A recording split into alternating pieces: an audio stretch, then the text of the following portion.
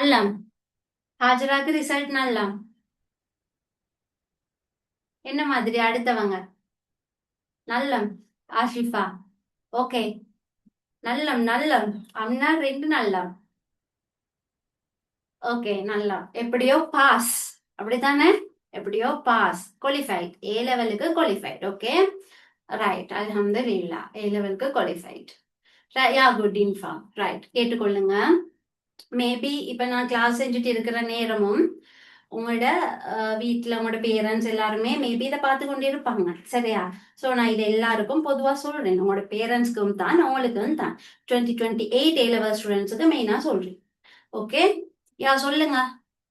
சொல்லுங்க அரீப், என்ன problem? Right. இப்ப கவனிங்க. இப்ப உங்களுக்கு ஓ லெவல் எக்ஸாம் முடிஞ்சது தானே? இப்ப நிறைய போஸ்ட் எல்லாம் வந்து கொண்டு இருக்குது. ஓலவல்ற 3C 3S எடுத்தவங்களும் சாரி, ஓலவல்ற 9A எடுத்தவங்களும் ஏலவல்ற கவிழ்ந்து இருக்கிறாங்களாம். ஓலவல்ற 3C 3S எடுத்தவங்களும் ஏலவல்ற சாதிச்சிக்கிறாங்க. அந்த மாதிரியான போஸ்ட் பாத்தீங்களா? ஓலெவல் நல்ல ரிசல்ட்ஸ் எடுத்தவங்கள வந்து பெருசா விஷயம் இல்ல, ரிசல்ட்ஸ் குறைவா இருந்து சாதிச்சிக்கிறாங்க. ஓலெவல் ஜஸ்ட் தான். ஓலெவல் எல்லாம் சும்மா. யா பாத்திருக்கேன் நான். ரைட். சோ இத பார்த்த நல்லா படிச்சவங்களுக்கு எப்படி இருக்கு? நல்ல ரிசல்ட்ஸ் எடுத்தவங்களுக்கு எப்படி இருக்கு? நல்ல ரிசல்ட்ஸ் எடுத்தவங்க அந்த போஸ்ட் எல்லாம் பாக்குற நேரம் என்ன ஃபீல் ஆகுது? நல்ல ரிசல்ட்ஸ்னா ஏஸ் நிறைய இருக்கேலும், நிறைய ஏ வந்திருக்கேலும், ஏயும் பியும் மட்டும் தான் ரிசல்ட்ல இருக்கேலும் அப்படியானவங்க. ரைட். கொஞ்சம் கடுப்பாகுதா நல்ல ரிசல்ட்ஸ் எடுத்தவங்களுக்கு? ரைட். அந்த போஸ்டும் பேச்சும் குறைவில்லை. ரைட். ஒரு விஷயத்த விளங்கி கொள்ளுங்க. ஓ லெவல்ல மோசமான ரிசல்ட் எடுத்துட்டு ஏ லெவல்ல சாதிச்சவங்க இருக்கிறாங்க தான். சரியா? ஓ லெவல்ல நல்ல ரிசல்ட்ஸ் எடுத்துட்டு ஏ லெவல்ல அப்செட் ஆனவங்க இருக்கிறாங்க தான். அதுக்குன்னு சொல்லிட்டு ஓ லெவல்ல நல்ல ரிசல்ட்ஸ் எடுத்த புள்ளைய குறைச்சி கதைச்சி மோசமான ரிசல்ட்ஸ், மோசம்னு சொன்னா எப்படியோ குவாலிஃபைட், ஓகே, 3C 3S பேசிக், அதை சரி எடுத்து ஓ லெவல் பாஸ் ஆகின புள்ளையோட கம்பேர் பண்ணி, ரைட், நல்ல ரிசல்ட்ஸ் எடுத்தவங்க எப்படியுமே ஏ லெவல்ல அப்செட் ஆகுவாங்க அப்படின்ற பேச்சு தேவையில்ல. சரியா? நாங்க ஒத்தரை தூக்குறதுக்காக இன்னொத்தரை இறக்க தேவையில்ல. இந்த இடத்துல பேசிக்கான ஒரு விஷயம், ஓ லெவல்ல எல்லாருமே குவாலிஃபைட். குவாலிஃபைட் ஆகிதான் இங்க வந்திருக்கு. சரியா? அப்ப நீங்க நல்ல ரிசல்ட்ஸ் நான் சொல்ற ஏஸ் நிறைய, இப்ப 7A எடுத்திருக்கலாம், 8A எடுத்திருக்கலாம், 9A கூட எடுத்திருக்கலாம், 6A எடுத்திருக்கலாம், என்ன சரி 5A 4A இப்படி சரி ஏஸ் நிறைய வந்து அப்படி வந்தவங்களும் கிளாஸ்ல இருப்பீங்க. ரைட்? அல்லது பேசிக்ஸா சில பேருக்கு மெக்ஸ் இல்லாம இருக்கும். ஆனா மெக்ஸ் அடுத்த முறை செஞ்சு எப்படி சரி பாஸ் பண்ணி கொள்ளுவோம், ஏ லெவலுக்கு நாங்க போவோம்னு சொல்லியும் வந்திருப்பீங்க. சோ நீங்க எல்லாருமே இந்த இடத்துல ஈக்குவல். இங்க யாரையும் யாரும் குறைக்கவும் தேவையில்ல, யாரையும் மாற்றி யாரையும் உயர்த்தவும் தேவையில்ல. இப்ப நீங்க பார்க்க போறது ஏ. விளங்கிச்சா? ஏ வந்து நார்மலா போஸ்ட்ல மெசேஜஸ்ல எல்லாம் ஓ லெவல்ற வீக் ஆனவங்க ஏ லெவல்ற அச்சீவ் பண்ணுவாங்க அப்படின்றலாம் ட்ரெண்டாவே கொண்டு போறேன்னு சொன்னா, ஓ லெவல்ற நல்ல ரிசல்ட்ஸ் எடுத்தவங்க இருக்கிறீங்க தானே, நீங்க கொஞ்சம் கவனமா இருக்கணும். ஏன்னு சொன்னா ஓ லெவல்ற நல்ல ரிசல்ட்ஸ் எடுத்துட்டு ஏ லெவல் போற நேரம் கொஞ்சம் ஒரு ஹெட் வெயிட் ஒன்று வந்துடுறது. நான் படிச்ச மெத்தட் சரி, ஏண்ட ரிசல்ட்ஸ் நல்லா, அப்ப எனக்கு இதை வந்து ஏ லெவல்றையும் கொடுத்துடலும். அப்படித்தானே? நல்லா ஒரு பெரிய இதா போயிடுற ஃபெமிலியில எல்லாம் வந்து ஒரு ட்ரெண்டா போயிட்டுடுற, என் புள்ள பாஸ், என் இவ பாஸ், நான் பாஸ், நான் இந்த மாதிரி ரிசல்ட், ஸ்கூல்ல நான் தான் பெஸ்ட் பெர்ஃபார்மன்ஸ், அப்போ ஒரு ஹெட் வெயிட், அதாவது ஒரு தலக்கணம் மாதிரி ஒன்று வாரது. எல்லாருக்கும் இல்ல, சில பேருக்கு. அப்படி வார நேரம் அவங்க யோசிச்சு கொண்டிருக்கிற ஓ லெவல்ல நாங்க யூஸ் பண்ணின மெத்தட், ஓ லெவல்ல நாங்க யூஸ் பண்ணின டெக்னிக், முக்கியமா என்ன மனப்பாடமாக்குறது. இதை மெயினா நாங்க ஏ லெவல்ல செஞ்சு கொள்ளையிலும். ஏ லெவலும் எங்களுக்கு சிம்பிள் தான், 3 சப்ஜெக்ட் தான் ஏ லெவல். ஓ லெவல் 9 பாடம் என்ன அப்படின்னு எல்லாம் யோசிச்சு கொண்டு ஏ லெவல்ல படிக்கிறது. அப்படி படிக்கிற நேரம் அவங்க எதிர்பார்த்தது நடக்கிறது இல்லை. விளங்கிக் கொள்ளுங்க. ஓ லெவல் வேற, ஏ லெவல் வேற. ஓ லெவல் பேசிக் ஒரு குவாலிஃபிகேஷன் ஏ லெவலுக்கு போறதுக்காக. சோ ஓ லெவல்ல நல்ல ரிசல்ட்ஸ் எடுத்திக்கிறீங்களா? Really good. ஏன்னா உங்களுக்கு அந்த ஒரு எப்படி ஒரு டேலண்ட் ஒன்று இருந்திருக்குது தானே ஓ லெவல்ல நல்ல ரிசல்ட்ஸ் எடுக்கிறதுக்கு. Okay good. ஆனா ஓ லெவலும் ஏ லெவலும் சேம் இல்ல. ஏ லெவல்ல இங்க மனப்பாடமாக்கின மாதிரி ஆக்கலாது. ஏ லெவல்ல இந்த பாடத்தை இந்த புக்கை படிச்சா போதும் நீங்க ஏ எடுப்பீங்கன்னு ஓ லெவல் மாதிரி சொல்லலாது. ஓலவர டெக்ஸ்ட் புக் இருக்கேன்னா அதை தாண்டி எக்ஸாம்ல கொஸ்டின் வரது இல்லையே. எல்லாருக்குமே 9 பாடத்துக்கும் புக்ஸ் இருக்கும், அதை படிச்சு கொண்டு கிளாஸே போகலாட்டியும் ரிசல்ட் எடுத்துக்கொள்ளே. சரி, பட் ஏ லெவல் அப்படி இல்லை, விளங்கி கொள்ளணும். அந்த ஓ லெவல் மைண்ட் செட்டை இண்டையோட இப்ப நான் பேசுறதோட தூக்கி வச்சிடணும். ஓ லெவல்ல நல்ல ரிசல்ட்ஸ் ஆயிருக்கலாம், ஓ லெவல்ல அட்லீஸ்ட் ஜஸ்ட் பாஸ் ஆயிருக்கலாம், அது அப்படி குவாலிஃபைட். ஏ லெவலுக்கு குவாலிஃபைட். ஓகே, இப்ப ஏ லெவல் சொல்றது வேற. ஏ லெவல் சொல்றது கொஞ்சம் சிந்திக்கணும். ஏ லெவல்ல எல்லாத்துலயுமே மனப்பாடமாக்கி படிச்சு கேளாது. ஏ லெவல்ல கிரியேட்டிவ் திங்கிங் வேணும், கிரிட்டிக்கல் திங்கிங் வேணும், ப்ராப்ளம் சால்விங் திறமை ஒன்று வேணும். ஒரு பிரச்சனை ஒரு கேள்வி வந்தேன்னு சொன்னா அதை எப்படி சால்வ் பண்றேன்ற டேலண்ட் வேணும். ஏ லெவல்ல ஒரே மாதிரி கொஸ்டின்ஸ் எல்லாம் கொண்டிருக்காது, கொஞ்சம் டிஃபரெண்ட் டைப்ஸ் ஆஃப் கொஸ்டின்ஸ் வரும். அப்ப அந்த கொஸ்டினுக்கு எப்படி ஆன்சர் பண்றேன்ற பிராக்டிஸ் வேணும். அப்ப சும்மா எல்லாத்தையும் மனப்பாடம் ஆக்கி கொண்டிருந்தா ஏ லெவல்ல எல்லா பாடத்துக்கும் அது பொருந்தாது. So right. அப்ப எல்லாருமே ஓகே குவாலிஃபைட் அல்ஹம்துலில்லாஹ், அதோட நிப்பாட்டி கொள்ளும் ஓ லெவல் ரிசல்ட்ஸ். ஓகே, நல்ல ரிசல்ட்ஸ் எடுத்தா பாராட்டணும், அது பிரச்சனை இல்ல, அதுக்கு டவுன் பண்ணப்படாது. மத்தபடி இப்ப நாங்க ஏ லெவல், சரியா? சோ ஏ லெவல்ல நீங்க ஓ லெவல்ல எந்த ரிசல்ட் எடுத்திருந்தாலும் ஏ லெவலுக்கு அது இது இல்ல, விஷயம் இல்ல. ஏ லெவல் சொல்றது ஒரு கடல் மாதிரி, விளங்குதா? நீங்க 3 சப்ஜெக்ட் தான் படிக்கிறது, ஆனா அந்த 3 சப்ஜெக்டும் அவ்வளோ டீப்.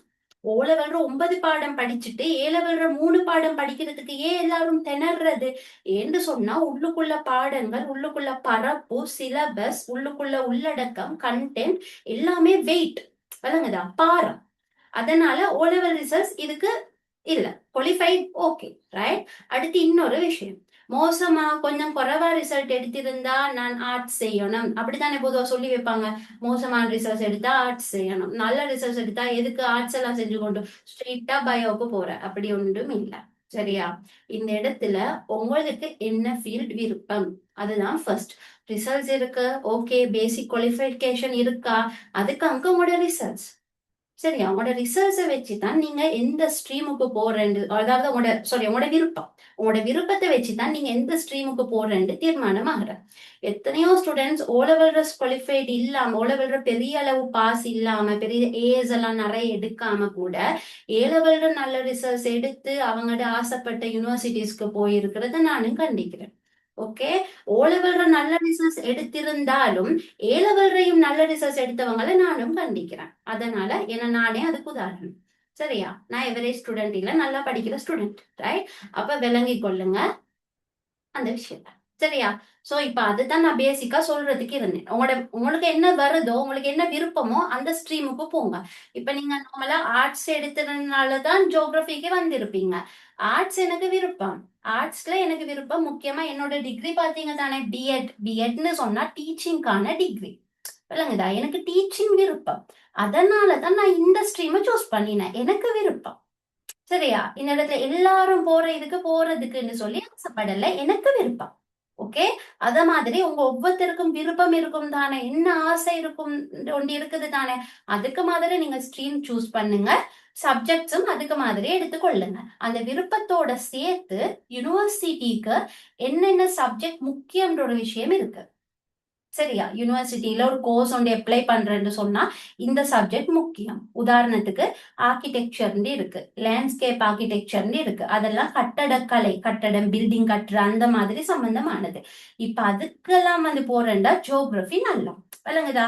அடுத்து ஜியோகிராபி ஒரு சப்ஜெக்டா எடுக்கிற நேரம் ஐடி கோர்சஸும் யூனிவர்சிட்டியில நீங்க படிக்கணும். ரைட்? ஐடி கோர்சஸ்க்கு ஜியோகிராபி ஒரு சப்ஜெக்டா எடுத்திருந்தா சான்ஸ் இருக்கிறேன்னு இருக்கு. சரியா? அப்படியான விஷயங்களுக்கு ஜியோகிராபி நல்லா. ஜிஐஎஸ்ன்னு சொல்றது இருக்கும், ரைட்? University course. அப்படியான கோர்சஸ் எடுக்கிறதுக்கு இது ஃபவுண்டேஷன். ஏன்னா இங்க நீங்க ஜிஐஎஸ் படிப்பீங்க. ஸோ நார்மலாவே யூனிவர்சிட்டி கோர்சஸ்ல நாங்க பாக்குற நிறைய கோர்சஸ்க்கு நீங்க ஏ லெவல் ஜியோகிராபிய ஒரு பாடமா எடுத்திருந்தா போகலாம். சரியா? அந்த பேசிக் நாலேஜ் ஒண்டி இருக்கணும் ஒரு சப்ஜெக்ட சூஸ் பண்ற நேரத்துல. சரியா? அப்ப அதுல கொஞ்சம் கவனமா இருந்து கொள்ளுங்க.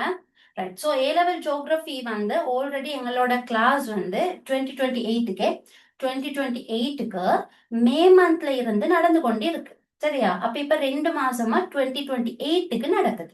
ரைட்? அப்ப 2028க்கு யாரு சரி இன்ட்ரோடக்ஷன் கிளாஸஸ் மிஸ் பண்ணி இருந்தேன்னு சொன்னா, நீங்க குரூப்ஸ்ல இருக்கிறீங்க தானே, என்னோட யூடியூப் வந்து சேனல் உங்களுக்கு தெரிஞ்சிருக்கும்.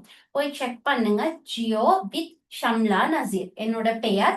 முன்னுக்கு Geo, GEO with Shamla Nazeer YouTube channel. அதுல வந்து இன்ட்ரோடக்ஷன் கிளாஸ்ல 2 வீடியோ இருக்கு. நீங்க அதை பார்த்துக்கொள்ளே. ரைட்? அல்லது நீங்க குரூப்ல இருக்கிறீங்க தானே? ரைட். லாயருக்கு நிறைய சப்ஜெக்ட்ஸ் இருக்குமா, ஜியோகிராஃபி எடுக்கலாம், பொலிட்டிக்கல் சயின்ஸ் எடுக்கலாம், ஆனா ஹோம் சயின்ஸ் எடுக்கப்படாது. இத பத்தி எல்லாம் நான் தெளிவா இன்னொரு ப்ரோக்ராம் செஞ்சிருக்கிறேன் உங்களுக்கு. O-level 25 O-level தானே, நீங்க O-level செஞ்சதுக்கு பிறகு ஆர்ட் ஸ்ட்ரீமை பத்தி தனி ஒரு ப்ரோக்ராமே நான் செஞ்சிருக்கிறேன். அதுவும் நான் யூடியூப்ல அப்லோட் பண்ணி வச்சுக்கிறேன். போய் செக் பண்ணுங்க. ஷேப்பிங் யுவர் ஃபியூச்சர் த்ரூ ஆர்ட்ஸ்ன்னு சொல்லி யூடியூப் வீடியோ ஒண்டி இருக்கு, என்னோட சேனல்லே இருக்கு. ரைட்? ஆர்ட்ஸை பத்தி. சரி, இந்த கொஸ்டினுக்கெல்லாம் நான் அங்க ஆன்சர் பண்ணிக்கிறேனே. ரைட், அதை நீங்க செக் பண்ணி கொள்ளுங்க. இப்ப நான் ஜியோகிராஃபிக்கு வரேன். ஜியோகிராஃபி வெயிட்டான ஒரு பாடம்.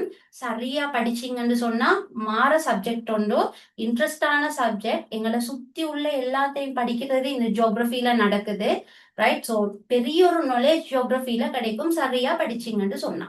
ரைட்? A-level-ஐயும் தாண்டிய ஒரு நாலேஜ் ஜியோகிராஃபில இருக்கு. உலகத்தை பத்தி, எங்களை பத்தி, சூழலை பத்தி, எல்லாத்தையும் பத்தி. சரியா? சோ இன்னைக்கு நாங்க பார்க்க போற டாபிக் வந்து சனத்தொகை. மானிட புவியியல் அறிமுகம் பார்த்துட்டு சனத்தொகை பார்க்க போறோம். 27 A-level வந்திருப்பீங்கன்னா, சோ உங்களுக்கு ஆல்ரெடி கிளாஸஸ் நடந்து கொண்டு இருக்கு. சரியா? உங்களுக்கு 27 A-level கிளாஸ் டீடைல்ஸ் தேவைன்னு சொன்னா என்ன கான்டாக்ட் பண்ணுங்க. என்னோட நம்பர் நான் ரீநேம் பண்ணி இருக்கிறேன், செக் பண்ணுங்க. அந்த பார்ட்டிசிபென்ட்ஸ் லிஸ்ட்ல என்னோட நேம் வந்து நான் ஷம்லாண்டு போட்டு என்னோட போன் நம்பரை போட்டிருக்கேன். சரியா? அப்ப 27 கிளாஸஸ்க்கு ஜாயின் பண்ற யாரு சரி இருக்குன்னு சொன்னா ஜாயின் பண்ணி கொள்ளுங்க. ஆல்ரெடி லாஸ்ட் இயர் ஆகஸ்ட்ல இருந்து அந்த கிளாஸஸ் நடக்குது. ரைட்? 26 யாரு சரி இருக்கிறீங்கண்டா, இப்ப உங்களுக்கு இது அவ்வளவு முக்கியம் இல்ல. 2 மாசம் கூட இல்ல A-level எக்ஸாம்க்கு. August 10 exam. சோ அழகா இந்த கிளாஸ்ல இருந்து லீவ் ஆகிட்டு போய் படிங்க. ஏன்னா உங்களுக்கு இது அவ்வளவு இம்பார்ட்டன்டான ஒரு பாடம் இல்ல. இப்ப நாங்க சொல்லி தர போறது பேசிக். ரைட்? அப்ப உங்களோட டைமை வேஸ்ட் பண்ண வேணாம். அந்த நேரத்துல A-level-க்கு ரெடி ஆகுங்க. 2 மாசம் கூட இல்லைன்னா எக்ஸாம்க்கு. சரியா? சோ 27 இருக்கலாம், பிரச்சனை இல்லை. சரி? சோ இதுதான் விஷயமே. என்ன சரி கிளாஸ் டீடைல்ஸ் தேவைன்னா நீங்க கான்டாக்ட் பண்ணுங்க. 28 ஜியோகிராஃபி நாங்க இப்ப பாடத்துக்குள்ளுக்கு போவோம். சரி? Okay then. இப்ப இனிமேல் ஸ்ட்ரக் ஆகுது.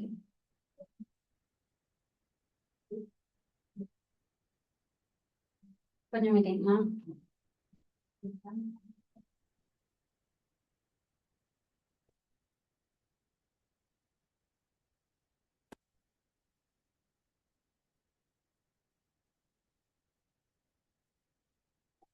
இப்ப நாங்க பார்க்க போறது வந்து மானிட புவியியல் அறிமுகம். அதாவது சனத்தொகை தான் படிக்க போறோம். ஆனா சனத்தொகைக்கு முன்னுக்கும் சனத்தொகைன்னு சொல்ற பாடம் எதுல வாரன்னு தெரியணும் என்ன. சோ நாங்க இப்ப ஜியோகிராஃபில ஒரு பாட்டை பத்தி பார்க்க போறோம். சரியா? இதுல உங்களுக்கு ஐடியா கிடைச்சிடும் A-level ஜியோகிராஃபி எப்படிப்பட்டது அப்படின்னு சொல்லி. சரியா? சோ ஹியூமன் ஜியோகிராஃபியோட இன்ட்ரோடக்ஷன் தான் இப்ப நடக்க போகுது. ரைட்? நீங்க கிளாஸ் வராத ஸ்டூடெண்டா இருந்தீங்கன்னு சொன்னா ஏதாவது கொப்பியோ தாளோ என்ன சரி ஒரு நோட்டை வச்சுக்கொண்டு நோட் பண்ணுங்க. சரியா? இது வந்து ஃபர்ஸ்ட் யூனிட் ஹியூமன் ஜியோகிராஃபில. சரியா? ஹியூமன் ஜியோகிராஃபியோட ஃபர்ஸ்ட் யூனிட் தான் இன்னைக்கு நாங்க பார்க்க போறோம். ரைட்? சோ ரஃபா ஏதாவது ஒன்றை வச்சு நோட் பண்ணுங்க. நான் உங்கள்கிட்ட கொஸ்டின் கேட்பேன். சரி? ரைட். இப்ப மானிட புவியியல் அறிமுகம் இந்த பாட்குழுக்கு நாங்க போவோம்.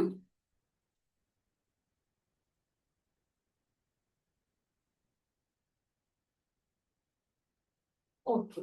மானிட புவியியல் சொல்றது வந்து மனிதனையும் சூழலையும் இணைத்து நாங்க படிக்கிறது.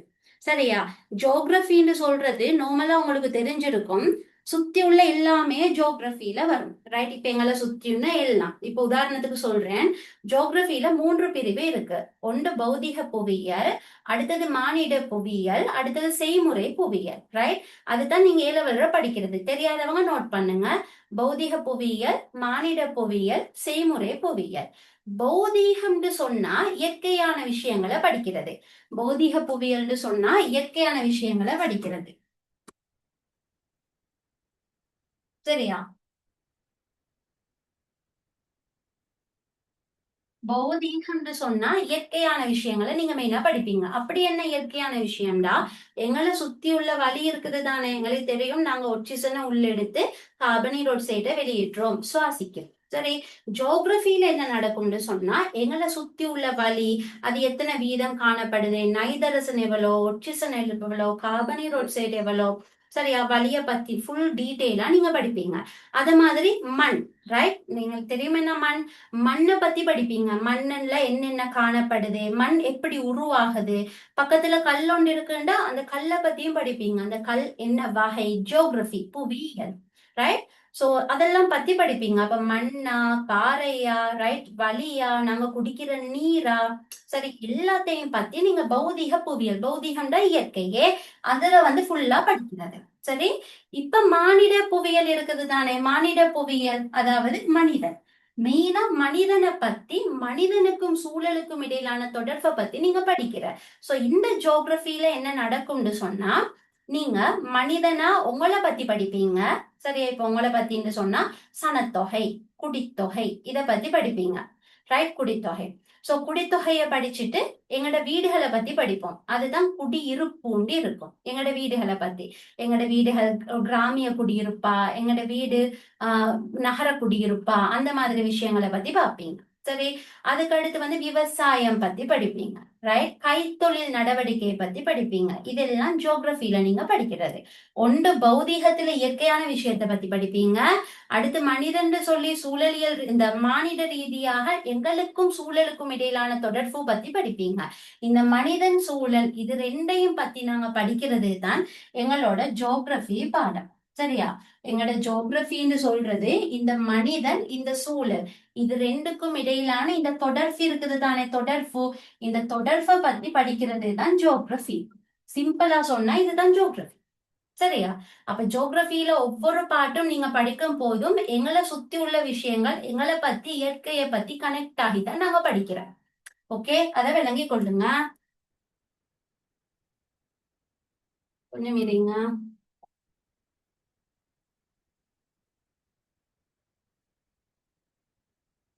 பவர் போயிட்டு வந்தது, அதனால எந்த கொஞ்சம் ஸ்ட்ரக் ஆகுது. சரியா, நான் வந்து இதுல காட்டுறேன். நான் இதுல காட்டுறேன், மூவ் பண்றேன். ரைட், இதைத்தான் வந்து சொல்லி இருக்கு. கால்ரிட்டா ஒன் கம்போல்ட்னு சொல்ற ரெண்டு புவியியலாளர்கள் என்ன சொல்லி இருக்கிறாங்கண்டா, மனிதனுக்கும் சுற்றாடலுக்கும் இடையிலான தொடர்புகள் தொடர்பான கற்கையே புவியியல் ஆகும். இப்ப விளங்குதா, நீங்க ஜியோகிரபில என்னென்ன படிக்கிறேன்னு சொல்லி, மனிதனை பத்தி படிக்கிறது, சூழலை பத்தி படிக்கிறது, சூழல்ற மண், நீர், வளி, கல், அதெல்லாம் பத்தி படிக்கிறது. அதுன்ற சும்மா இல்ல, டீட்டெயிலா ஒரு பிடி மண்ல என்னென்ன இருக்குன்னு நீங்க ஜியோகிரபில படிப்பீங்க. சரியா, ஒரு கல் இருக்குன்னா அது என்ன வகையான கல்வி ஜியோகிரபில படிப்பீங்க. சரியா, அது மட்டும் இல்ல, எரிமலை வெடிப்பா, எரிமலை வெடிப்பு எப்படி நடக்குது, உள்ளுக்கு இருந்து நெருப்பு குழம்பு எப்படி வருது, ஜியோகிரபி. ஓகே, அத மாதிரி மனிதன், மனிதன் இப்ப சொன்னேன் என்ன, எங்களை பத்தி சனத்தொகை, குடியிருப்பு, விவசாயம், கைத்தொழில் நடவடிக்கை, இது. சோ இது ரெண்டையும் பத்தி நாங்க படிக்கிற கற்கை தான் புவியியல் அப்படின்னு சொல்லப்படுது. ஓகே, ஜியோகிரபின்னா இது. சோ இது இவங்க ரெண்டு பேரும் யாரு, இவங்க ரெண்டு பேரும் புவியியலாளர்கள். உலகத்துல எத்தனையோ ஜியோகிராபர்ஸ் இருக்கிறாங்க. ஒவ்வொரு ஜியோகிராபர்ஸும் ஒவ்வொரு விதமான வரைவிலக்கணங்களை, கோட்பாடுகளை சொல்லி இருப்பாங்க. அதுல இந்த கார்ல் ரிட்டர் ஒன் கம்போல்ட்னு சொல்ற இந்த ரெண்டு புவியியலாளர்களும் மனிதனுக்கும் சூழலுக்கும் இடையிலான தொடர்பு பற்றிய கற்கை புவியியல்னு சொல்லிக்கிறாங்க. இது எதுக்கு தேவைப்படும், இன்கேஸ் உங்களுக்கு எக்ஸாம்ல எம்சிக்யூக்கு வரலாம். ஓகே, எம்சிக்யூ எம்சிக்யூ எப்படி வரும், என்ன மாதிரி வரும், அப்படி எல்லாமே நான் இன்ட்ரோடக்ஷன் கிளாஸ்ல கொடுத்திருக்கிறேன். ஓகே, நான் அந்த யூடியூப்ல போய் செக் பண்ணுங்க. 2 ஃப்ரீ கிளாஸஸ் நடந்திருக்கு 2028க்கு. அதுல நான் ஃபுல்லா எக்ஸாம் பேப்பர் எப்படி வரும்னு பேப்பரை காட்டி எல்லாமே சொல்லி கொடுத்திருக்கிறேன். ஓகே, சோ இன்னைக்கு வந்து மானிட புவியியல் தானே, சோ அதை நாங்க இன்னைக்கு மெயினா பார்ப்போம். ஓகே, ஃபைன், அதை விளங்கி கொள்ளுங்க. ரைட், சரி, இப்போ உங்களோட பிரிவுகளுக்கு வருவோம். ஜியோகிரபியோட பிரிவு. ரைட், இதுதான் நான் ஆல்ரெடி சொன்னது. பௌதிக புவியியல் இருக்குது, ரைட், மானிட புவியியல் இருக்குது, செய்முறை புவியியல் இருக்கு. இந்த மூணும் தான் ஏ லெவல் ஜியோகிரபியில நீங்க படிக்கிறது. சரியா? அப்ப மார்க் பண்ணி கொள்ளுங்க. ஏ லெவல் ஜியோகிராஃபில நீங்க பார்க்கக்கூடிய பிரிவுகள் 3. ஒன்று பௌதீகம், இயற்கையை பத்தி. அடுத்தது மானிடம், இப்ப விவசாயம், குடியிருப்பு, சனத்தொகை அதெல்லாம் பத்தி நாங்க படிப்போம். அதுக்கடுத்து செய்முறை புவியியல். எனக்கு யாரு சரி சொல்லுங்க, செய்முறை புவியியல் நாங்க என்ன படிப்போம்? Any idea? செய்முறை புவியியல் என்ன படிப்போம்?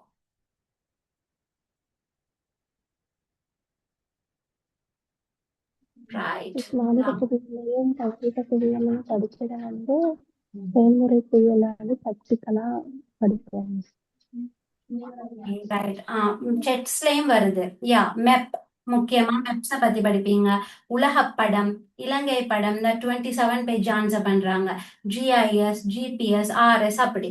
செய்முறை புவியியல். செய்முறை புவியியல் என்ன நடக்கும்டா, பிராக்டிக்கல் நாலேஜ் ஒன்று நாங்க எடுப்போம், இந்த பௌதிக புவியியல் மானிட புவியியலை சேர்த்து. சரியா? என்னோட வீடியோ ஸ்ட்ரக் ஆகுதா? கொஞ்சம் குவாலிட்டி பிரச்சனையா இருக்கேன்னா கஷ்டமா இருக்கா?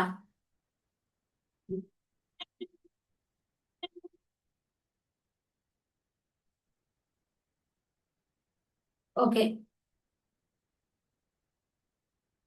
கொஞ்சம் குவாலிட்டி பிரச்சனையா இருக்கு. ரைட். நல்லாவே ஸ்ட்ரக் ஆகுதா? எனக்கு ஒரு பக்கம் கிளியரா இருக்கு. இருங்க,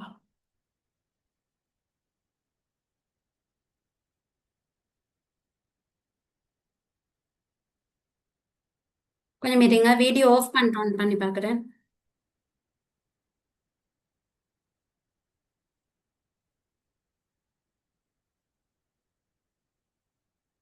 இப்போ ஓகேயான்னு சொல்லுங்களே.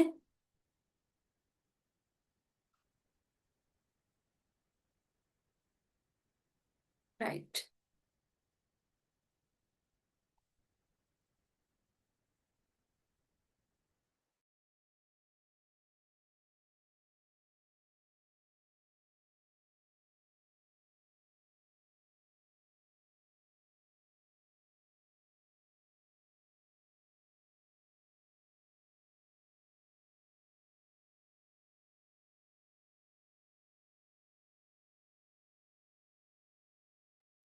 இருங்க, கொஞ்சம் ஒரு 1 மினிட் தாங்க, நான் கொஞ்சம் பாக்குறேன்.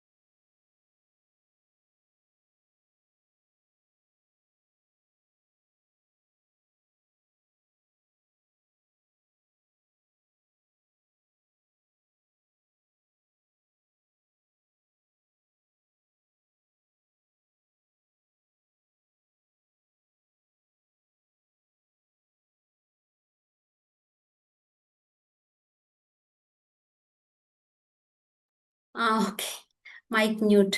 இப்போ ஓகேயா? சரி, அது கொஞ்சம் கரண்ட் போயிட்டு போயிட்டு வந்தது, அதனால இஷ்யூ. இப்போ ஓகேன்னா ரைட். சரி, ஓகே, ரைட். அப்ப செய்முறை புவியியல்ல என்ன நடக்கும்னு சொன்னா, நீங்க பௌதிக புவியியல், மானிட புவியியல்ல படிச்ச விஷயங்களுக்கு வேர்ல்ட் மேப் மார்க்கிங் செய்வீங்க. சரியா? இப்ப மானிட புவியியல்ல நகரங்களை பத்தி படிச்சிருப்பீங்க. செய்முறை புவியியல்ல உலகப்படம் குறிப்பீங்க. சரியா? பௌதிக புவியியல்ல பாலைவனம் பார்த்திருப்பீங்க. ரைட். எகைன் நீங்க செய்முறை புவியியல்ல வந்தா வேர்ல்ட் மேப் மார்க்கிங் பாலைவனம் செய்வீங்க. செய்முறை புவியியல் பௌதிக புவியியல் மானிட புவியியல் நீங்க படிச்ச விஷயங்கள் இருக்கு என்ன அதை நீங்க இங்கதான் இம்ப்ளிமெண்ட் பண்ணுவீங்க, தொடர்பு படுத்துவீங்க, உலகப்படம் குறிப்பீங்க, ஒரு 1:50,000 இலங்கையிட படத்துல பௌதிக அம்சம் மானிட அம்சத்தை பாப்பீங்க. ரைட், ஜிஐஎஸ் ஜிபிஎஸ் ஆர்எஸ் எல்லாம் இருக்கு, அதை நான் பிறகு சொல்றேன். இப்போதைக்கு மைண்ட் கெடுங்க. ஜியோகிரபியில 3 பிரிவு இருக்கு. ஏலெவல் ஜியோகிரபியில பௌதிக புவியியல், மானிட புவியியல், செய்முறை புவியியல், இந்த 3ம் நாங்க படிக்கிற. ரைட். சோ இப்ப நாங்க பார்க்க போறது இந்த மானிட புவியியல் கண்டென்ட். சரி,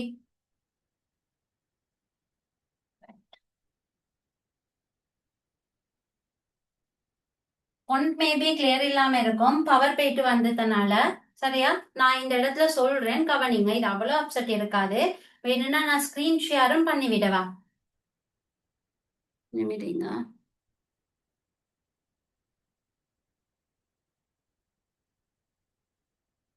ரைட் ரைட், ஒரு பக்கம் ஸ்கிரீன் ஷேரிங்கும் பண்ணி விட்டிக்கிறேனே. ஸோ ஸ்கிரீன்ல உள்ளது உங்களுக்கு டிஸ்பிளே ஆகும், பிரச்சனை இருக்காது. அடுத்த பக்கம் வீடியோ வந்து போகுமே. ஓகே, நீங்க வீடியோ ஜென்ரலா பார்க்கணும். சரியா, ரைட். ஓகே தானே, ஸ்கிரீன் டிஸ்பிளே ஆகுது ஆஷிஃபா?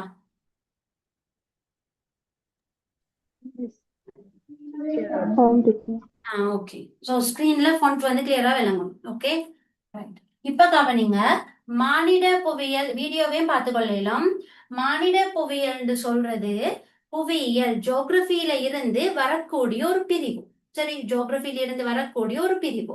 இந்த மானிட புவியியல் என்ன நடக்குதுன்னா, மனிதனையும் அவனுடைய செயற்பாடுகளையும் பற்றி கற்கக்கூடியது. அப்ப மனிதன் நாங்க சனத்தொகை, எங்களை பத்தியும் நாங்க கட்டக்கூடிய குடியிருப்பு, நாங்க செய்யக்கூடிய விவசாயம், நாங்க செய்யக்கூடிய கைத்தொழில் நடவடிக்கை, இதுகளையும் பத்தி படிக்கிற பாடம் தான் ஜியோகிரபியில ஹியூமன் ஜியோகிரபி, மானிட புவியியல். அப்ப இது மனிதனை மையமாக கொண்டதாக காணப்படுது.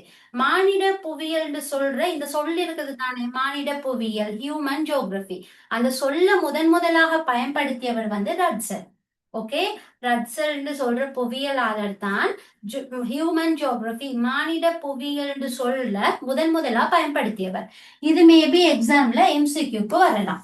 ஏலெவல் எம்சிக்யூ வந்து 40 இருக்கு. ஜியோகிரபியில எம்சிக்யூ 40 இருக்கு. ஆன்சர்ஸ் 5 இருக்கும். தெரியாதவங்க மார்க் பண்ணி கொள்ளுங்க.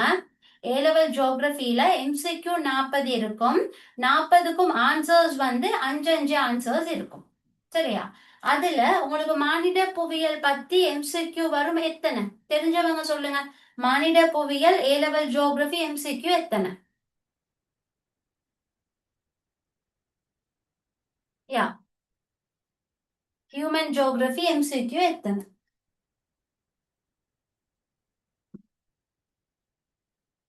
Very good, 15. சரியா, உங்களோட எம்சிக்யூ வந்து டோட்டலா 40 இருக்கும்.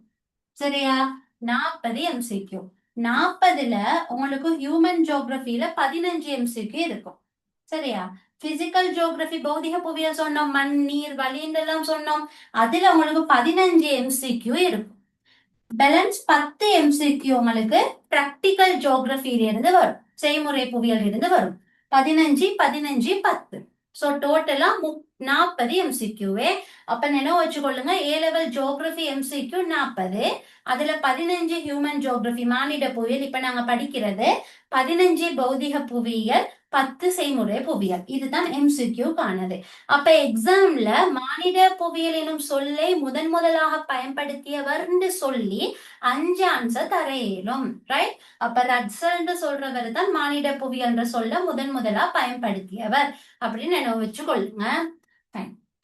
எக்ஸாம் பேப்பர் ஸ்ட்ரக்சரை பார்த்து கொள்ளுங்க. 2028 ஏலெவல் ஜியோகிரபி வீடியோ யூடியூப்ல இருக்கு. சரி, இப்ப நான் அப்படியே மூவ் பண்றேன் அடுத்தது. இப்ப இந்த சிலபஸ் பாட்டுக்கு வரேன். சிலபஸ் எங்களுக்கு தெரியணும். சரியா, இப்ப நான் மானிட புவியியல் சிலபஸ் குழுக்கு போக போறேன். என்னென்ன சிலபஸ் இருக்குன்னு பாருங்க. இந்த இருக்கு,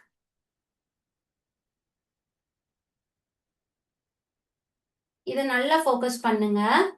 right, advance level A level geography மானிட புவியியல் பாடத்திட்டம். இதே மாதிரி தான் பிசிக்கல் ஜியோகிரபிக்கும் சிலபஸ் இருக்கு. இதே மாதிரி பிராக்டிக்கல் ஜியோகிரபிக்கும் சிலபஸ் இருக்கு. Right, physical, human, practical. பௌதிக புவியியல், ஹியூமன் மானிட புவியியல், பிராக்டிக்கல் செய்முறை புவியியல். இந்த மூணும் ஏ லெவல் ஜியோகிரபில முக்கியம். அதுல இப்ப காட்ட போறது வந்து ஹியூமன் ஜியோகிரபி, மானிட புவியியலின் சிலபஸ். சரியா? ரைட். இப்ப மானிட புவியியலோட சிலபஸ நாங்க கொஞ்சம் மூவ் பண்ணி பார்ப்போம். அடுத்து பாருங்க, இது போக்கஸ் பண்ணுங்க. 2017 ஆண்டிலிருந்து நடைமுறைப்படுத்துவதற்கானது. அப்படின்னா என்னன்னு சொன்னா, ஏ லெவல் சிலபஸ் இருக்குது தானே, ஓ லெவலும் அப்படித்தானே சிலபஸ் வந்து சேஞ்ச் பண்ணுவாங்க, கேள்விப்பட்டிருப்பீங்கன்னா. அத மாதிரி 2017க்கு பிறகு ஏ லெவல் ஜியோகிரபி சிலபஸ் வந்து சேஞ்ச் பண்ணப்பட்டது. அதனாலதான் 2017ல இருந்து 2017 ஆண்டுல இருந்து நடைமுறைப்படுத்துவதற்கானது போட்டிருக்கு. சரியா? அதுதான் இதுல போட்டிருக்கேன். ரைட். இப்போ ஒவ்வொன்றா பார்த்து கொள்வோம். ரைட். இப்ப இதுல பாருங்க, மானிட புவியியல்ல முக்கியமான தலைப்புகளை நான் போட்டிக்கிறேன். கொஞ்சம் சின்னதாக்கி கொள்றேன். இப்படி சைட்ஸ் அட்ஜஸ்ட் பண்றேன். ரைட். இந்த பாருங்க, இந்த லிஸ்ட். சரியா? கொஞ்சம் என்ன ஆச்சு?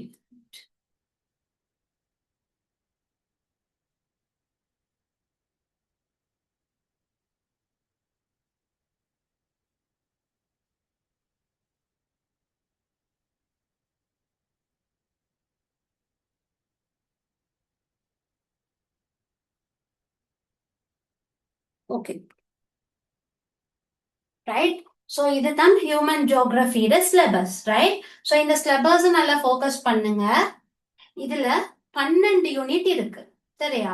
உங்களுக்கு ஹியூமன் ஜியோகிரபில மொத்தமா இருக்கக்கூடியது 12 யூனிட். ஸ்கிரீனும் ஷேர் பண்ணிட்டேன் பாருங்க. போன் கிளியர் இல்லைன்னு சொன்னா 12 யூனிட் இந்த. சரி.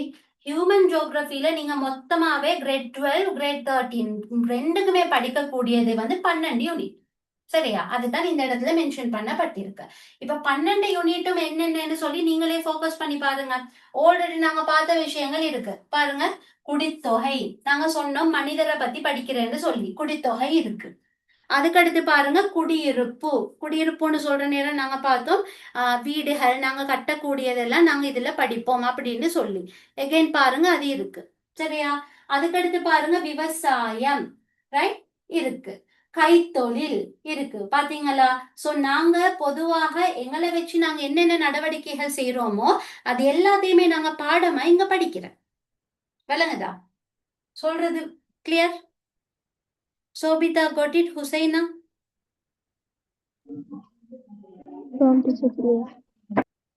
ரைட். லைன்ஸ் தானே? ரைட். சோ நாங்க ஜென்ரலா எங்களை சுத்தி நிறைய விஷயங்கள் ஜியோகிரபில படிக்கிறேன். அதனாலதான் உங்களுக்கு சொல்றேன், ஜியோகிரபி வந்து இன்ட்ரெஸ்டான ஒரு பாடம். ஜியோகிரபி எங்களை சுத்தி உள்ள விஷயங்களை தான் நாங்க படிக்கிறது. அதை இன்ட்ரெஸ்டா வச்சுக்கொண்டேன்னு சொன்னா ஹைலி பெர்ஃபார்ம் பண்ணக்கூடிய ஒரு பாடம் தான் ஜியோகிரபி. சரி. ரைட். சோ இப்ப இத பாருங்க. ஓகே தானே? சனத்தொகை வருது, குடியிருப்பு வருது, விவசாயம் ஆல்ரெடி நாங்க சொன்னோம், அதுவும் இந்த இடத்துல இருக்கு. எகைன் கைத்தொழில் நடவடிக்கைகளும் இருக்கு. எக்ஸ்ட்ராவா பார்த்துக்கொள்ளுங்க, சுற்றுலா, கைத்தொழில். எல்லாருக்கும் ட்ரிப் போக விருப்பம் என்ன? அப்படித்தானே? ட்ரிப் விருப்பம் இல்லாதவங்க யாரு சரி இருக்கா? ஹுசைனா என்ன மாதிரி ட்ரிப் விருப்பமா?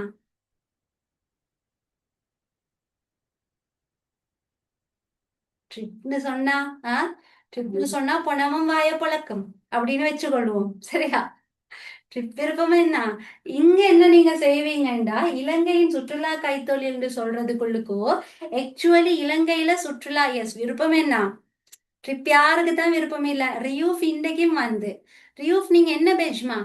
ஒரே நான் ஃப்ரீ கிளாஸஸ்ல உங்களை பாக்குறேன். ரைட். ட்ரிப் விருப்பம் என்ன? ரைட். சோ நாங்க ஜியோகிரபில என்ன செய்யறேன்னு சொன்னா, சும்மா ட்ரிப்னு பாக்குறது இல்ல. ஜியோகிரபில இருந்து கொண்டு இலங்கையில எந்தெந்த இடங்கள் சுற்றுலா வலயம், எதுக்காக எல்லாரும் நுவரெலிய டார்கெட் பண்றாங்க ட்ரிப் போறதுக்கு, எதுக்காக எல்லாரும் வந்து கோல் பகுதிக்கு ட்ரிப் போறாங்க, காலி பகுதிக்கு.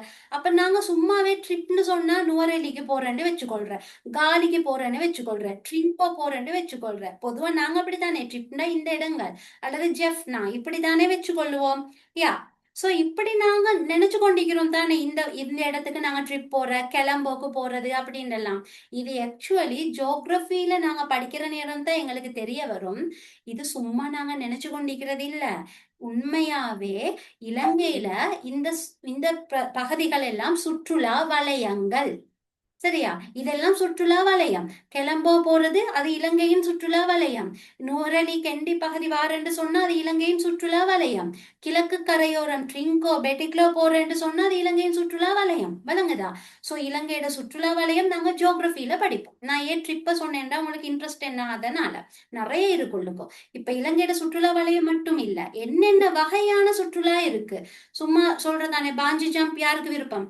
மேல உயரத்துல இருந்து தடார்னு குதிக்கிறது, ரோப்ப கட்டி கொண்டு. விருப்பமா? விருப்பம். விருப்பமானவங்க இருப்பீங்கன்னா விருப்பம், ஆனா போக மாட்டோம். அப்படியா? ரைட். அப்படியெல்லாம் இருப்பீங்கன்னா அது adventurous trips. Right. Water rafting, அந்த அலையெல்லாம் வந்து கொண்டிருக்கும். ஆறுல எல்லாம் சும்மா அப்படி தண்ணி வந்து அடிச்சு கொண்டிருக்கும். போட் எடுத்துக்கொண்டு வாட்டர் ராஃப்டிங் பண்றது, துடுப்பு அடிச்சு கொண்டு நீங்க பார்த்திருப்பீங்க video clips. Scuba diving, right, கடலுக்குள்ளுக்கும் இது பண்றது. சூழலியல் சுற்றுலா, ஒரு காட்டு பகுதியில ஒரு யா இப்பவே ஜாதியா இருக்கேன்னா ரைட், ஒரு இது காட்டு பகுதி ஒன்றுல அழகா ஒரு இயற்கைய சூழலை ரசிச்சு கொண்டிருக்கிற ட்ரிப். இதெல்லாம் இலங்கையின் சுற்றுலால அல்லது சுற்றுலா உலக ரீதியில சுற்றுலாட பிரிவு. சரியா? சோ நீங்க ஜியோகிரபியில என்ன செய்வீங்கன்னு சொன்னா இலங்கையில என்னென்ன சுற்றுலா வலயம் பார்ப்பீங்க, என்னென்ன வகையான சுற்றுலாக்கள் இருக்கு. அழகுக்காக போற சுற்றுலா அழகியல் சார் சுற்றுலா, சூழலுக்கு மரியாதை கொடுத்து போற சுற்றுலா சூழலியல் சுற்றுலா, ரைட். அனுராதபுரம் புலனறுவைக்கு போக போறீங்களா, கலாசார சுற்றுலா. இப்படி ஒவ்வொரு சுற்றுலா, இப்ப நீங்க சொன்னீங்க ஸ்கூபா டைவிங் ஆபத்தான விஷயங்கள் இருக்கு, அது துணிகர சுற்றுலா. அப்ப ஜியோகிரபியில நாங்க என்ன செய்யறோம்டா ஒரு தலைப்புகளுக்கும் நிறைய விஷயம். சரியா? இப்ப சுற்றுலா ஒரு உதாரணம். இதே நீங்க குடியிருப்புக்கு வாங்க, நான் ஹியூமன் ஜியோகிரபியை பத்தி சொல்றேன், கொஞ்சம் சரி இன்ட்ரெஸ்ட் ஆகுங்க. சரியா? குடியிருப்புன்னு சொல்லி பாக்குற நேரம் நாங்க எப்படி பார்ப்போம்டா, எங்கட வீடு வந்து என்ன வகையான குடியிருப்போ, கிராமிய குடியிருப்பா, நகர குடியிருப்பா. சரியா? இப்ப நடுவுல ஒரு குடியிருப்பு இருக்கு, கிராம நகர குடியிருப்பு. கிராமத்துல இயல்பும் இருக்கும், சிட்டி லைஃப்ல இயல்பும் இருக்கும் அந்த குடியிருப்பு. சோ இந்த குடியிருப்புல என்ன பிரச்சனை இருக்கு, இலங்கையில என்னென்ன வகையான குடியிருப்பு இருக்கு. இலங்கையில அனுராதபுரத்துக்கு போனா அந்த குடியிருப்பு உலர்வலய குலக்கிராமம். இதெல்லாம் படிப்பீங்க. இலங்கையில இருக்கக்கூடிய தோட்ட குடியிருப்பு. அப்ப ஜென்ரலா என்ன நடக்குதுன்னு சொன்னா மனப்பாடமாக்குற கேஸ் இல்ல ஜியோகிரபி, சிலது இருக்கு. மத்தபடி ஃபுல் அண்ட் ஃபுல் எங்கட சூழலோட எங்கட சமூகத்தோட தொடர்பு பட்ட ஒரு பாடம் ஜியோகிரபி. அப்ப ஹியூமன் ஜியோகிரபியில இதுதான் விஷயம். சரியா? ரைட். அப்ப சிலபஸ் வந்து நான் உங்களுக்கு டீட்டெயிலா காட்ட இல்ல, நீங்க நினைவு வச்சுக்கொள்ளுங்க. இந்த இருக்கு இந்த தலைப்புகள். இதுல நான் ஃபைனலா உங்கள்ட்ட கொஸ்டின் கேட்பேனே, இத கொஞ்சம் ஃபோக்கஸ் பண்ணி கொள்ளுங்க. இலங்கையில என்னென்ன வகை இருக்குன்னு ஃபர்ஸ்ட்டுக்கு எங்களை பத்தி படிக்கணும், அதுதான் சனத்தொகை. அதுக்கடுத்து குடியிருப்பு, விவசாயம், கைத்தொழில் நடவடிக்கை, சுற்றுலா, இப்படி எல்லாம் இருக்கு. சரி. ஓகே ஹிஷ்மா. அப்ப ஸ்கூல்ல வந்து நீங்க ஜியோகிரபி ஒரு சப்ஜெக்டா எடுத்தா சொல்லுங்க.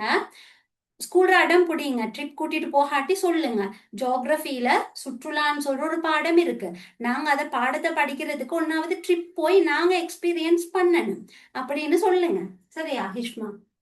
Okay fine. சோ இதுதான் விஷயமே, இதுதான் ஹியூமன் ஜியோகிரபி. இப்ப சிலபஸ் ஓகே தானே? சிலபஸ் உள்ள கண்டென்ட் தெரியும். சரி. அப்ப உங்களுக்கு ஒரு 4 எங்கட ஹியூமன் ஜியோகிரபியில் உள்ள பாடத்தை கேட்டா 2028 ஏ லெவல் ஸ்டூடெண்ட்ஸுக்கே சொல்ல தெரியும். 4 பாடம் 2028 ஏ லெவல் மட்டும் சொல்லுங்க. ஹியூமன் ஜியோகிரபியில் உள்ள ஒரு 4 பாடம் என்ன சொல்லுவீங்க? குயிக்கா ஆன்சர் பண்ணுங்க.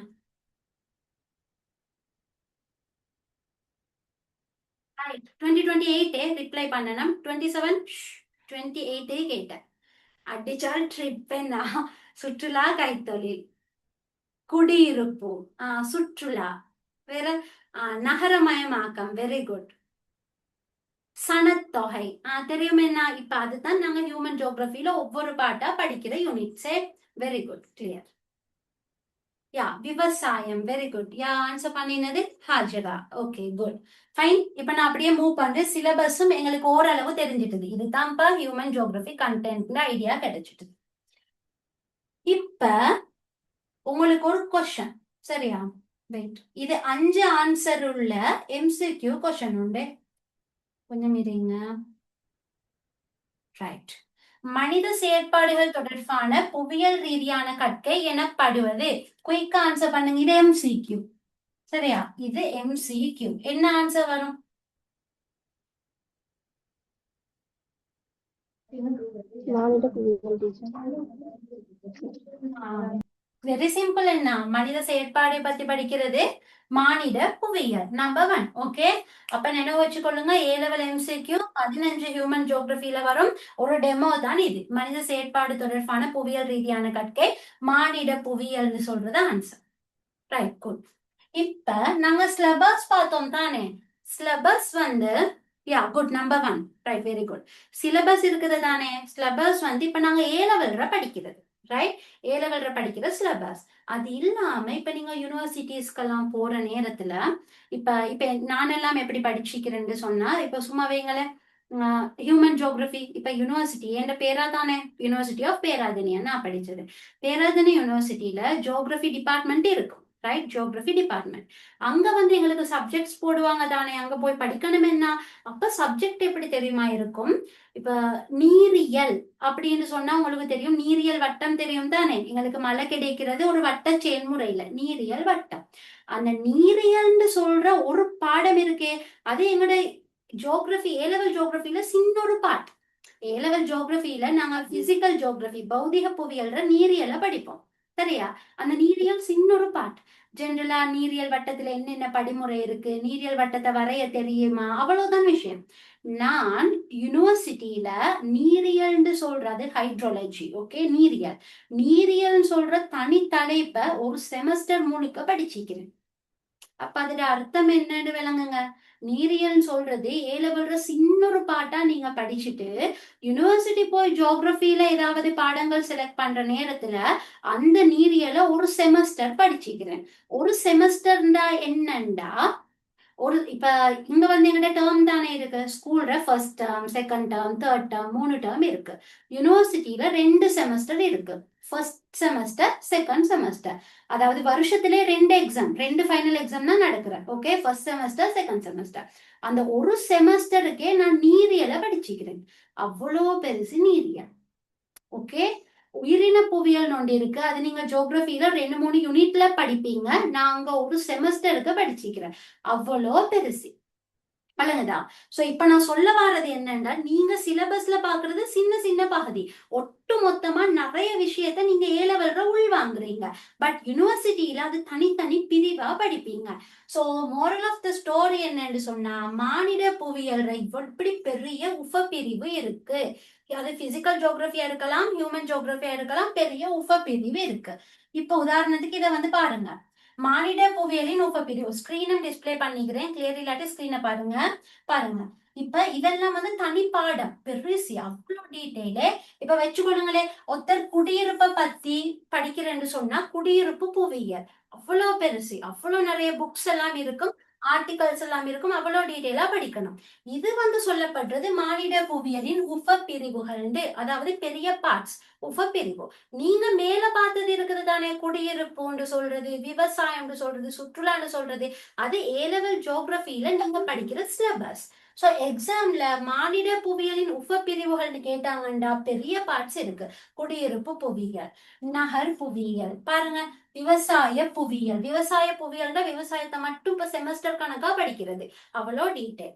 அதுக்கடுத்து கைத்தொழில் புவியியல், பாருங்க, பொருளாதார புவியியல், கலாசார புவியியல், கிராமிய புவியியல், இந்த மாதிரி.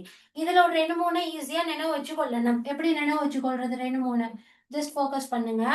இப்ப இந்த புவியியல் எல்லாம் இருக்குது தானே. ஃபர்ஸ்ட் வந்து நான் குடியிருப்பு எடுத்துக்கொள்றேனே. குடியிருப்புன்னு சொல்றது நான் உங்களுக்கு சொன்னேன், கிராமிய குடியிருப்பும் இருக்கு, நகர குடியிருப்பும் இருக்குன்னு சொல்லி. அப்ப குடியிருப்பு புவியியல், நகர புவியியல், கிராமிய புவியியல் 3 வந்துட்டது தானே. குடியிருப்பு புவியியல், அதுக்கடுத்து நகர புவியியல், கிராமிய புவியியல். அதுக்கடுத்து உங்கள்ட்ட வந்து பொருளாதார ரீதியான விஷயம் சொன்னேன். பொருளாதார புவியியல் வந்து எதுல? கைத்தொழிலும் இருக்கு, விவசாயமும் இருக்கு. சோ பொருளாதார புவியியல், விவசாய புவியியல், கைத்தொழில் புவியியல். சோ இப்படி பார்த்தாலே ஒரு 4 வந்துடும், 3 இல்ல 6 வந்துடும். சரியா? அப்ப நினைவு வச்சுக்கொள்ளுங்க. குடியிருப்பு புவியியல், கிராமிய புவியியல், நகர் புவியியல், பொருளாதார புவியியல், கைத்தொழில் புவியியல், விவசாய புவியியல். அடுத்ததுக்கெல்லாம் மைண்டுக்கு எழுதி கொள்ளுங்க. ஓகே, வரலாற்று புவியியல் இருக்கு, கலாசாரம், இதெல்லாம் நீங்க செட் பண்ணலாம். அரசியல் புவியியல். ஓகே, ரைட், கிளியரா? மானிட புவியியலின் உபப்பிரிவுன்னு சொல்றது விளங்குதா? இது மிச்சம் டீப், மிகவும் பெருசு, பிரம்மாண்டமானது. அதனாலதான் இதை உப பிரிவுகள்ன்ற தலைப்புல நாங்க படிக்கிறோம். Got it, Ashifa? கிளியரா? சமீஹா விளங்குதா? Okay, okay miss. Right. Amna okay. Okay, உள்ளடக்கத்துக்கு பிரிவுக்கு வித்தியாசம். வாய்ஸ் வந்து சரியான லோவா கேக்குது. யாரு பேசுறதுமா? உள்ளடக்கத்துக்கும் உபபிரிவுக்கும் என்ன வித்தியாசம்? கிளியர் போதாம இருக்கே, கொஞ்சம் செக் பாக்ஸ்ல போட்டுறீங்களா?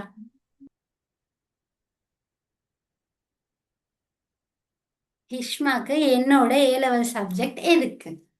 ஏ லெவல் சப்ஜெக்ட்ஸ் அவரவர் விருப்பப்படி எடுங்க. என்னோட ஆர்ட் ஸ்ட்ரீம் கைடன்ஸ் ப்ரோக்ராத்தை போய் பாருங்க, யூடியூப்ல இருக்கு. அதை பாருங்க, நான் அழகா எல்லாம் சொல்லிக்கிறேன், என்னென்ன பாஸ்கெட் எல்லாம் சொல்லிக்கிறேன். அதுக்கு பிறகு உங்களோட ஐடியா ஒன்று எடுத்து நீங்க என்ன சப்ஜெக்ட் செய்ய போறீங்கன்னு எடுங்க. நான் ஜியோகிரபி செஞ்சுக்கிறேனே. சரியா ஹிஷ்மா? ஜியோகிரபி செஞ்சுக்கிறேன். Right, okay. இது கிளியர் தானே? That's it. அப்ப மானிட புவியியலின் உபப்பிரிவுகள் பிரம்மாண்டமானது. ரைட், இப்ப வாங்க சனத்தொகைக்கு. இவ்வளவு நேரமும் எவ்வளவு சுத்த வேண்டி இருந்ததுன்னு பாருங்க.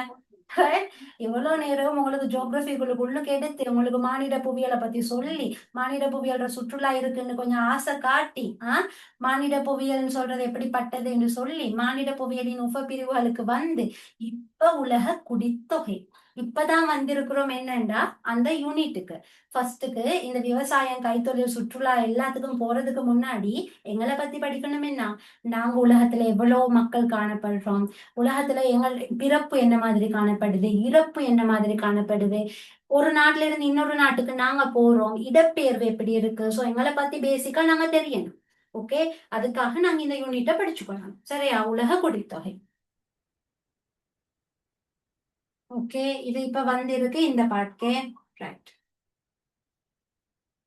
இதுல நிறைய விஷயம் இருக்கு. நான் இதை மூவ் பண்றேன். நான் நெக்ஸ்ட் கிளாஸ் இதை உங்கள்கிட்ட கேட்கிறேன்.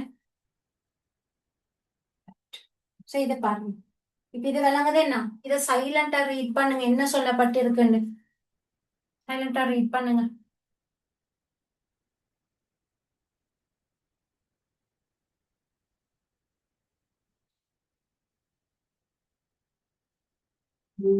ஃபோக்கஸ் பண்ணுங்க, என்ன சொல்லப்பட்டிருக்கு மானிட புவியியலை பத்தி.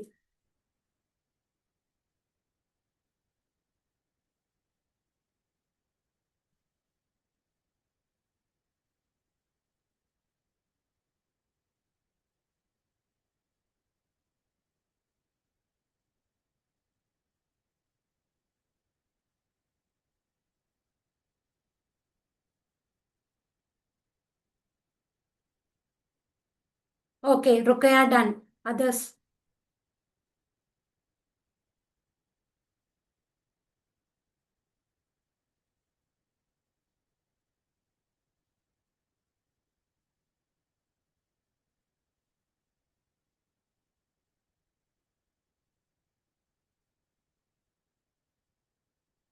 ஓகே, இந்த வீடியோவை ரீட் பண்ணினீங்களா அல்லது ஸ்கிரீன் ஷேரிங்க ரீட் பண்ணினீங்களா? என்ன மாதிரி சது?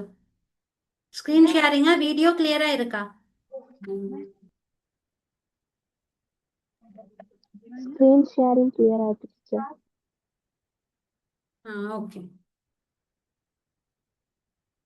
Okay fine. இப்ப விளங்குதா? ரைட். சோ கவனிச்சுக்கொள்ளுங்க, குடித்தொகை என்று சொல்றது எங்களோட ஹியூமன் ஜியோகிரபில மிக முக்கியம். இது எந்த அளவு முக்கியம் என்று சொன்னா, இப்ப ஏ லெவல் ஜியோகிரபி எக்ஸாமுக்கு நான் வரேன். ஏ லெவல் ஜியோகிரபி எக்ஸாம் பேப்பரை நீங்க பாத்தீங்கன்னு சொன்னா,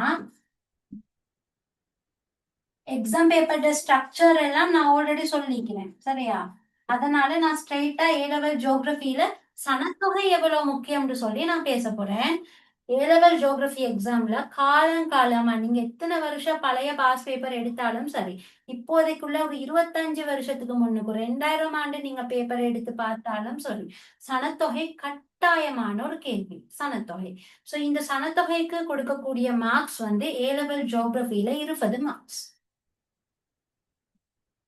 20ல என்ன ஸ்பெஷாலிட்டின்னு பாத்தீங்கன்னா, எங்கட பார்ட் 2 எக்ஸாம் பேப்பர்ல ஒவ்வொரு பெரிய கேள்வியும் 20 மார்க்ஸ உள்ளடக்கி இருக்கு. ரைட்? அப்போ பெரிய கொஸ்டின் காலம் காலமா வரக்கூடியது சனத்தொகை. சரியா? அதனால சனத்தொகைய சரியான முறையில படிச்சு கொள்ளுங்க. மிக முக்கியமான பாட்டா இது இருக்கு. சரி, அப்ப இன்னைக்கு நீங்க பாக்குறது வந்து ஒரு ஃபவுண்டேஷன். இத நல்லா உள்வாங்கி கொள்ளுங்க.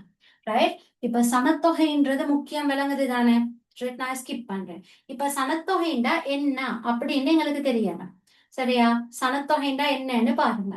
நிச்சயிக்கப்பட்ட புவியியல் அலகு ஒன்றில், நிச்சயிக்கப்பட்ட புவியியல் அலகு, அதாவது ஒரு குறிப்பிட்ட பிரதேசம், அது உலகமா இருக்கலாம், ஒரு கண்டமா இருக்கலாம், நாடா இருக்கலாம், ஒரு மாவட்டமா இருக்கலாம், மாகாணமா இருக்கலாம், ஏதாவது ஒரு பிரதேசம். அந்த ஒரு பிரதேசத்துல குறிப்பிட்ட கால பகுதி, அந்த ஒரு பிரதேசத்தில் குறிப்பிட்ட காலப்பகுதி. அப்ப விளங்கிக் கொள்ளுங்க, ஒரு பிரதேசம் இருக்கணும், அதுல ஒரு குறிப்பிட்ட காலப்பகுதி இருக்கணும், அதுல வாழக்கூடிய மனிதர்கள் தான் சனத்தொகை அல்லது குடித்தொகை. சரியா? அப்ப நாங்க யாருன்னா நாங்க மனிதன், மனிதர்களோட கூட்டம் தானே குடித்தொகை.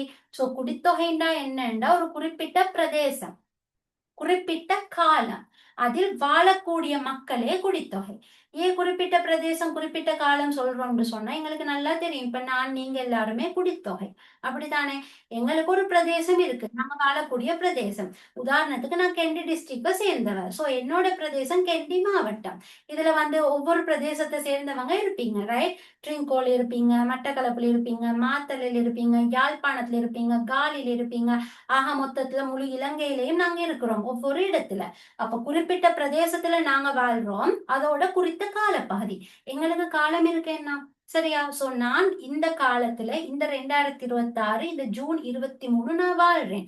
சோ என்னையும் குடித்தொகையில் உள்ளடக்கேலும் தானே? ரைட். அப்ப குறிப்பிட்ட பிரதேசம், குறிப்பிட்ட காலம், காலமும் முக்கியம். இது ரெண்டுலயும் தான் சனத்தொகை வாழும். அப்படி இல்லைன்னு சொன்னாதான் மோச்சரியில் இருக்கிற டெட் பாடிஸ் வந்து இருக்கு. விளங்குதா? இப்ப டெட் பாடிஸ் இருக்குன்னு சொன்னா அது குறிப்பிட்ட காலப்பகுதியில உயிரோட வாழாது, என்ன இப்ப வாழ்றது இல்ல, அது இறந்துட்டுது. அப்ப குடித்தொகைன்னு சொல்றது குறிப்பிட்ட பிரதேசத்தில் குறிப்பிட்ட காலத்தில் வாழக்கூடிய மக்களின் எண்ணிக்கை. சோ இது 2 மார்க்ஸ்க்கு எக்ஸாம்ல கேள்வி வரையும். அது என்ன 2 மார்க்ஸ் கணக்கு? எம்சிக்யூ தெரிஞ்சிட்டது 40, 15 ஹியூமனுக்கு வரும், 15 பிசிக்கலுக்கு வரும், 10 பிராக்டிக்கலுக்கு வரும்னு தெரிஞ்சிட்டது. அடுத்து சனத்தொகைன்னு சொல்ற கேள்வி பெரிய கேள்வியா 20 மார்க்ஸ்க்கு எக்ஸாம்ல வரும்னு சொல்றதும் தெரிஞ்சிட்டது. இப்ப நான் சொல்றேன் இது 2 மார்க்ஸ் கேள்வின்னு சொல்லி. இப்ப 2 மார்க்ஸ்க்கு வாங்க. அது என்ன 2 மார்க்ஸ் கணக்குன்னு சொன்னா, ஆல்ரெடி உங்களுக்கு சொன்ன 20 மார்க்ஸ்க்கு சனத்தொகை வந்து கேள்வியா வரையணும்னு சொல்லி. 20 மார்க்ஸ் வந்து எப்படி பொதுவாக பிரிக்கப்படுதுன்னு சொன்னா 2 மார்க்ஸ், 6 மார்க்ஸ், 6 மார்க்ஸ், 6 மார்க்ஸ். சரியா? இப்படித்தான் ஜெனரலா பிரிக்கப்படுற. மொத்தமா கூட்டி பாருங்க, 20 வரும்.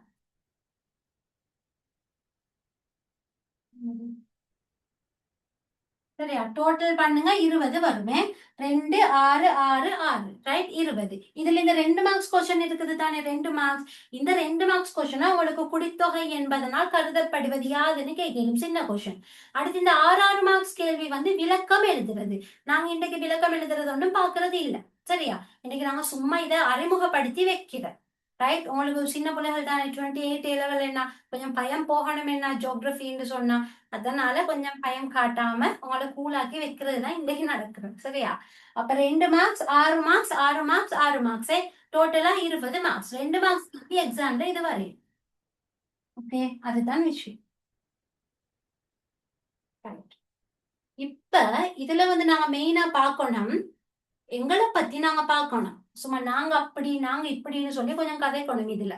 சரி, இப்ப ஜென்ரலா இதுல வந்து பாருங்க, ஸ்கிரீன்ல நீங்க டிஸ்பிளே பண்ணி பார்த்து கொள்ளையிலும், மனிதன் ஒரு வளம், நாங்க ஒரு வளம். இப்ப நாங்க எங்களை பத்தி படிக்க போறோம், அதுக்கு முன்னுக்கு ஒரு பில்டப் சீன் ஒன்று வச்சுக்கொள்றோம், அதுதான் இது. ஓகே, மனிதன் ஒரு வளம், நாங்க இந்த உலகத்துக்கே ஒரு பெரிய வளம். நாங்க ஏன் வளம்? எங்கள்கிட்ட திறமை இருக்கு. இங்க பாருங்க, எங்கள்கிட்ட திறமை இருக்கு, எங்கள்கிட்ட அறிவு இருக்கு. அப்ப இயற்கையிலேயே திறமை, அறிவு, பகுத்தறிவை கொண்ட விலங்கினங்கள் நாங்க, ரைட்? அப்ப நாங்க வளம், இந்த உலகத்துக்கு கிடைச்ச ஒரு பெரிய வளம், ரைட்? அதுக்கடுத்து பாருங்க, எங்களால இயலும் எல்லா விதமான பௌதிக வளங்களையும் பயன்படுத்துறதுக்கு. அது என்ன? மண்ணை பயன்படுத்தி பயிற்சிகை நிலமாக மாத்த எங்களுக்கு தெரியும், கல்ல குடைந்து அதுல பாதை அமைக்க எங்களுக்கு தெரியும். சரியா? பெய்யக்கூடிய மழை நீரை பயிற்சிகைக்கு பயன்படுத்தி செழிப்பாக பயிரை வளர வைக்க எங்களுக்கு தெரியும், ரைட்? சுற்றியும் எக்கச்சக்கமான பண்பாட்டு நிர்மாணிப்புகளை உருவாக்குறதுக்கு எங்களுக்கு தெரியும். ரைட். சும்மா இருக்கக்கூடிய ஒரு மணல்ல இருந்து கனிய மணலை வந்து எடுக்கிற திறமை எங்களுக்கு இருக்கு. சரி. அப்ப ஒரு ஒரு பௌதீக வளத்தை நாங்க பெருமதி உள்ளதாக மாத்துவோம். ரத்தின கல்ல அகழ்ந்து எடுத்து பெருமதியை நாங்க மாத்துவோம். அகழ்வு நடவடிக்கை செய்து பல கோடிக்கணக்கில் சம்பாதிக்கக்கூடிய திறமை மனிதனாகிய எங்களுக்கு இருக்கு. ரைட். அப்ப எல்லா பௌதீக வளத்தையும் பயன்படுத்திலும் அதை வந்து எங்களுக்கு ஏற்ப மாற்றி அமைக்கலும். சோ நாங்க ஒரு வளம். ரைட். அதுக்கடுத்து என்ன, நாங்க தான் புவியின் நிலத்தோற்றத்தை உருவாக்குறோம். இப்ப எங்களை சுத்தி உள்ள கட்டடங்கள், எங்களை சுத்தி உள்ள குடியிருப்பு, விவசாயம், கைத்தொழில், சுற்றுலா, எல்லா விஷயத்தையும் நாங்க என்ன உருவாக்குறோம். சோ நாங்க ஒரு வளம். அதுதான் இந்த இடத்துல. அடுத்து நாங்க நல்ல ஆரோக்கியமா, நாங்க நல்ல சுகதேகியா, நாங்க போஷாக்கானவரா இருக்கிற நேரம் எங்கட நாட்டை வழிநடத்தக்கூடிய தலைவனாக நாங்க காணப்படுறோம். எங்கட நாடுகளை நாங்க ஆரோக்கியமான சுகதேகியான நாட்டோட பிரஜையாக எங்கட நாட்டை வழி நடத்துறோம். முன்னுக்கு கொண்டு போகக்கூடியவங்க நாங்க. மனிதன் ஒரு வளம். சரியா. சோ ஓவர் பில்டப்பா இருக்கும். சரியா. செய்ய வழி இல்ல, பரவாயில்ல, ஜியோகிரபில நான் கொஞ்சம் பில்டப் ஏத்தி கொள்வோம். சரியா. அந்த மாதிரி. ரைட். அப்ப பாருங்க, நாங்க அறிவு திறமை படைச்சவங்க இயற்கை வளங்களை பொருளாதார வளமாக மாத்தும். சரி. சும்மா ஆத்துக்குள்ளுக்கும் இந்த ரத்தின கல் இருக்குண்டா அது பெருமதி இல்லை. அதை நாங்க எடுத்துத்தானே அதுக்கு பெருமதி கொடுக்கிறோம். சரியா. சுண்ணக்கல் சும்மா இருந்தா அதுக்கு பெருமதி இல்லை. சுண்ணக்கல்ல சீமேந்தா உற்பத்தி செய்து பெரிய பெரிய கட்டடங்களை அண்ணாந்து பார்க்கக்கூடிய குடியிருப்புகளை அமைக்கிறோம். சோ நாங்க தான் அதுக்கு பெருமதி கொடுக்கிறோம்.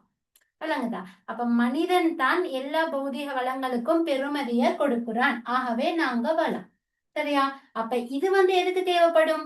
மனிதன் ஒரு வளம் என்பதற்கு, மனிதன் ஒரு வளமாக கருதப்படுவதற்கான காரணிகள் 2 எழுதி கொள்ளலாம். ஓகே. சுகதேகியான ஆரோக்கியமான ஒரு மனிதன் நாட்டை வழிநடத்தும் தலைவன். பௌதிக வளங்களை பண்பாட்டு வளங்களாக மனிதனையே மாற்றி அமைக்கிறான். ஒட்டுமொத்த மாநில நிலத்தோற்றத்தையும் மனிதனே உருவாக்குகின்றான். கொஞ்சம் அப்படி இப்படி சொல்றது இதுதான் நாங்க. ஓகே. அப்ப குடித்தொகைண்டா என்னன்னு தெரியும். நாங்க ஒரு வளம்னு சொல்ற விஷயமும் தெரியுமே. ஓகே தானே. இது இது நானா உருவாக்கின வேர்ட் எல்லாம் இல்ல. சரியா. உங்களோட சிலபஸ்ல உள்ளது, உங்களோட கண்டென்ட்ல உள்ளது. சரியா. A-level எக்ஸாம் ஜியோகிரபில கொஸ்டின் வருது. ரைட். எக்ஸாம்ல வந்து இருக்கு, மனிதனின் வளப்பெருமானத்தை தீர்மானிக்கும் காரணி. இதுதான் காரணி. நாங்க இப்படின்னு பில்டப் கொடுக்கறது. சரியா. ரைட். இது கிளியர் என்ன. Okay fine. ரைட். இப்ப இது வந்து மிக முக்கியமான பார்ட். விளங்கி கொள்ளுங்க. இப்ப சனத்தொகை ஓகே, மனிதனோட வளம் ஓகே. ரைட். இப்ப உலக சனத்தொகையின் பண்பு, ஒட்டு மொத்தமா இந்த பண்பு இருக்குது தானே. பாருங்க, பருமன், வளர்ச்சி, பரம்பல், கட்டமைப்பு, சேர்க்கை. இது ஃபுல்லா தான் எங்களோட ஹியூமன் ஜியோகிரபில சனத்தொகையில நாங்க படிக்கிற தலைப்பு. சரியா. இது ஃபுல்லா கிளியரா இருந்தது என்று சொன்னா ஈஸியா ஸ்கோர் பண்ணி கொள்ளையிடும். இது ஒவ்வொன்றும் சனத்தொகையின் பண்பு. சனத்தொகைக்கு பண்பு இருக்கு, எங்களுக்கு குடித்தொகைக்கு பண்பு இருக்கு. சனத்தொகைக்கு ஒரு பருமன் இருக்கு. பருமன்டா அளவு. ரைட். இப்போ ஒரு நாட்டின் சனத்தொகைன்னு சொன்னா இவ்வளவு அளவுன்னு சொல்றோம் தானே. உலக சனத்தொகை 8 பில்லியன் சொல்றோம். என்ன சனத்தொகை பருமன். ஓகே. சனத்தொகைக்கு ஒரு சைஸ் ஒன்று இருக்கு, அளவு. சரியா. நான் ஷோர்ட்டா சொல்றேன், சுருக்கமா சொல்றேன். சனத்தொகை பருமன் சொன்னா சனத்தொகையோட அளவு. சனத்தொகை எத்தனை பேர் இருக்குன்னு சொல்லி பாக்குறதுதான் அளவு. சனத்தொகை வளர்ச்சின்னு சொன்னா வந்து உலகத்துல சனத்தொகை வந்து பிறப்பு எப்படி காணப்படுது, இறப்பு எப்படி காணப்படுது, பிறப்பு அதிகமாக இறப்பு அதிகமாக இருந்த காலம் இருந்ததா, இப்ப என்ன உலகத்துல நடக்குது, இப்ப பிறப்பு அதிகரிச்சிருக்கா குறைஞ்சிருக்கா, இறப்பு அதிகமா இருக்கா குறைஞ்சிருக்கா, இப்ப எங்களுக்கு என்ன நடந்திருக்கு, சனத்தொகை வளர்ச்சி. சரியா. பிறப்பு இறப்பெல்லாம் பத்தி இதுல நீங்க படிப்பீங்க. P4 பிறப்பு, E4 இறப்பு, பிறப்பு இறப்பை பத்தி இதுல படிப்பீங்க. அடுத்து சனத்தொகை பரம்பல். சனத்தொகை பரம்பல்ற நான் இது ஷோர்ட்டா சொல்றேன், இதெல்லாம் நாங்க விளக்கம் எக்ஸாம்ஸ்ல படிப்போம். 8 பில்லியன் சொல்றது பொதுவா. 8.2 பில்லியன் தான் சரியானது. சரியா சது. சரி. இப்ப 7 பில்லியன் சொல்ற 2011ஆம் ஆண்டு உலக சனத்தொகை. ரைட். 2022 நவம்பர் 15 8 பில்லியன் ஆகிச்சு. அப்ப 7 பில்லியன், 8 பில்லியன், 2050ல 9 பில்லியன், 2100ல 11 பில்லியன். அப்படித்தான் நாங்க கணக்கு பாக்குறது. விளங்குதா சது. 8.2 சரி. ஆனா 8ன்னு வச்சுக்கொள்றது ஈஸி. What it. ரைட். அதை நான் திரும்ப சொல்லி தரேன், அளவெல்லாம் நான் திரும்ப சொல்றேன். இப்ப விலகிச்சுதானே. சனத்தொகை பருமன்டா சனத்தொகையோட அளவு, சனத்தொகையோட வளர்ச்சியில பிறப்பு இறப்பு அதோட சேர்த்து இடப்பெயர்வும் படிப்பீங்க. சரியா? இடப்பெயர்வு ஒரு நாட்டுல இருந்து இன்னொரு நாட்டுக்கு போறது, ஒரு நாட்டுல இருந்து இன்னொரு நாட்டுக்கு வாரது, அதெல்லாம் நீங்க படிப்பீங்க சனத்தொகை வளர்ச்சியில. பிறப்பு, இறப்பு, இடப்பெயர்வு. அடுத்தது சனத்தொகை பரம்பல். சனத்தொகை பரம்பல் என்று சொன்னா சனத்தொகை பரம்பி காணப்படுறது. இப்ப மொத்த உலகத்தையும் எடுத்தீங்கன்னா எங்க அதிகமான சனத்தொகை இருக்கு, எங்க சனத்தொகை குறைவா இருக்கு, இதெல்லாம் பத்தி படிக்கிறது. உதாரணத்துக்கு உலகில மிக அதிகமாக சனத்தொகை காணப்படுற வலயம் தென் ஆசியா வலயம். நாங்க இருக்கக்கூடிய வலயம். சரியா? உலகில் மிக அதிகமாக சனத்தொகை கொண்ட வலயம் தென் ஆசியா வலயம். அப்ப ஏன் அங்க அவ்வளவு சனத்தொகை, என்ன காரணம் அப்படின்னு சொல்லி நாங்க படிப்போம். அதே நேரத்துல சனத்தொகை குறைவான பகுதிகள் இருக்கு. பாலைவனத்துல சனத்தொகை குறைவு, முனைவு பகுதி குளிர் பிரதேசத்துல சனத்தொகை குறைவு, மலைப்பாங்கான பகுதி சனத்தொகை குறைவு. பாலைவனத்துல போய் மக்கள் வாழ்றது குறைவென்னா, குளிரான கடும் குளிரான பகுதிகள் மக்கள் வாழ்றது குறைவென்னா, உயரமான மலைப்பாங்கான கரடு முரடான மலைகளுக்குள்ள ஏறி மக்கள் வாழ்றது குறைவென்னா. அப்ப சனத்தொகை பரம்பரை என்ன செய்யுதுன்னு சொன்னா, சனத்தொகை அதிகமாக எங்கெங்க காணப்படுற, சனத்தொகை குறைவாக எங்கெங்க காணப்படுற, நடுநிலையில சனத்தொகை எந்தெந்த வலயத்துல இருக்குன்னு சொல்லி படிப்பீங்க பரம்பரை. இது நான் சொல்லி தர்றது ஒட்டு மொத்தம் நீங்க படிக்க போற பார்ட்ஸே. இதெல்லாம் பத்தி நீங்க அழகா டீட்டெயிலா படிப்பீங்க. சனத்தொகை பரம்பரை ஓகே தானே? பரம்பி காணப்படும் விதம். அதுக்கு அடுத்து சனத்தொகை கட்டமைப்பு. சனத்தொகை கட்டமைப்புன்னு சொல்றது என்னன்னு சொன்னா, இப்ப சனத்தொகையை நாங்க இவ்வளவு படிச்சுட்டோம் பாருங்க. அளவு தெரியும், வளர்ச்சியில பிறப்பு, இறப்பு, இடப்பெயர்வு இருக்கும் தெரியும், பரம்பரை எங்களுக்கு தெரியும், சனத்தொகை பரம்பி காணப்படும் சொல்ற விஷயம் தெரியும். அடுத்தது சனத்தொகை கட்டமைப்பு. இதுல சனத்தொகை பிரமிட்டை பத்தி படிப்பீங்க. ரைட்? ஒவ்வொரு வகையான பிரமிட் இருக்கு சனத்தொகைக்கு வடிவமைக்கப்பட்டது. 2028 A level ஜியோகிராஃபி போன மந்த் கிளாஸ் வந்தவங்களுக்கு தெரியும். சூழலியல் கூம்பெல்லாம் பத்தி படிச்சோம். எண்ணிக்கை கூம்பகம், உயிர் திணிவு கூம்பகம் எல்லாம் படிச்சோம். அதுல நாங்க பிரமிட் பார்த்திக்கிறோம். சோ அதே மாதிரி பிரமிட் இங்க சனத்தொகைக்கு வரும். சனத்தொகை பிரமிட். சரியா? அப்ப நினைவு வச்சுக்கொள்ளுங்க, சனத்தொகை கட்டமைப்புன்னு சொன்னா சனத்தொகை பிரமிட்டை பத்தி நாங்க படிப்போம். ஐடியா எடுத்துக்கொள்ளுங்க. நான் இது 2028க்கு விளங்குற பேசிக்ல தான் சொல்றேன். சனத்தொகை கட்டமைப்பு ஐடியா எடுத்துக்கொள்ளுங்க. சரியா? அதுக்கடுத்து சனத்தொகை சேர்க்கை. சனத்தொகை சேர்க்கையில உலகத்துல அதிகமாக எந்த மொழி பேசப்படுது, உலகத்துல அதிகமாக என்ன மதம் பின்பற்றப்படுது, அந்த மாதிரியான டேட்டாவை படிப்பீங்க. சரியா? சோ ஒட்டு மொத்தமா எங்களை பத்தி, எங்களோட அளவு, பிறப்பு, இறப்பு, இடப்பெயர்வு, நாங்க எங்க அதிகமா இருக்கிறோம், நாங்க எங்க குறைவா இருக்கிறோம், அதுக்கடுத்து சனத்தொகை பிரமிட்டை பத்தி படிக்கிறது, அதிகமா என்ன மொழி பேசப்படுது, அதிகமா என்ன மதம் பின்பற்றப்படுது, அப்படி நாங்க எங்களை பத்தி லாஸ்டா இந்த பாட்டை படிப்போம். இறுதியா ஒரு பாட்டு இருக்கு, சனத்தொகை பிரச்சனை என்று சொல்லி. அது வேற. இது சனத்தொகையின் பண்புகள்ல வரக்கூடியது. MCQக்கும் வரும். உலக சனத்தொகையின் பண்புகளை காட்டும் சரியான தெரிவு. சோ இதுதான் உலக சனத்தொகை பண்பு. குட். ருக்கையா, அது என்ன மெசேஜ் ஒன்று போட்டிருக்கு, ஓஷானியாவை பத்தி போட்டிருக்கு. ஓகேயா? இதுவரை இந்த அண்ணன்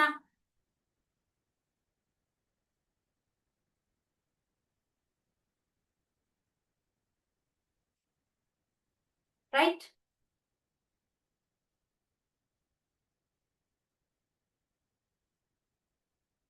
ரைட். சனத்தொகை பருமன் வாரேன். இப்ப சது சொன்ன பாயிண்ட்டுக்கு இங்க வாரேனே சது பார்த்துக்கொள்ளுங்க. சனத்தொகை பருமன் ஃபர்ஸ்ட் பண்பு. சரியா? பருமன், வளர்ச்சி, பரம்பல், கட்டமைப்பு, சேர்க்கை, இதுல ஃபர்ஸ்ட் பண்பு சனத்தொகை பருமன். சனத்தொகை பருமன்டா என்ன சொன்ன? அளவை குறிக்கும், மொத்த அளவை குறிக்கும்னு சொன்ன. அதுதான் இது வருது. சனத்தொகை பருமன்டா என்ன?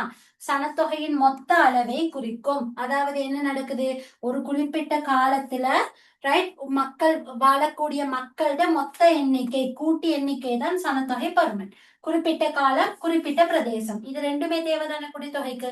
குறிப்பிட்ட பிரதேசத்துல குறிப்பிட்ட காலத்துல எவ்வளவு மக்கள் வாழ்றாங்கன்னு சொல்லி அதோட அளவை பாக்குறது தான் சனத்தொகை பருமன். சரியா? இதுதான் இந்த இடத்துல நடக்குது.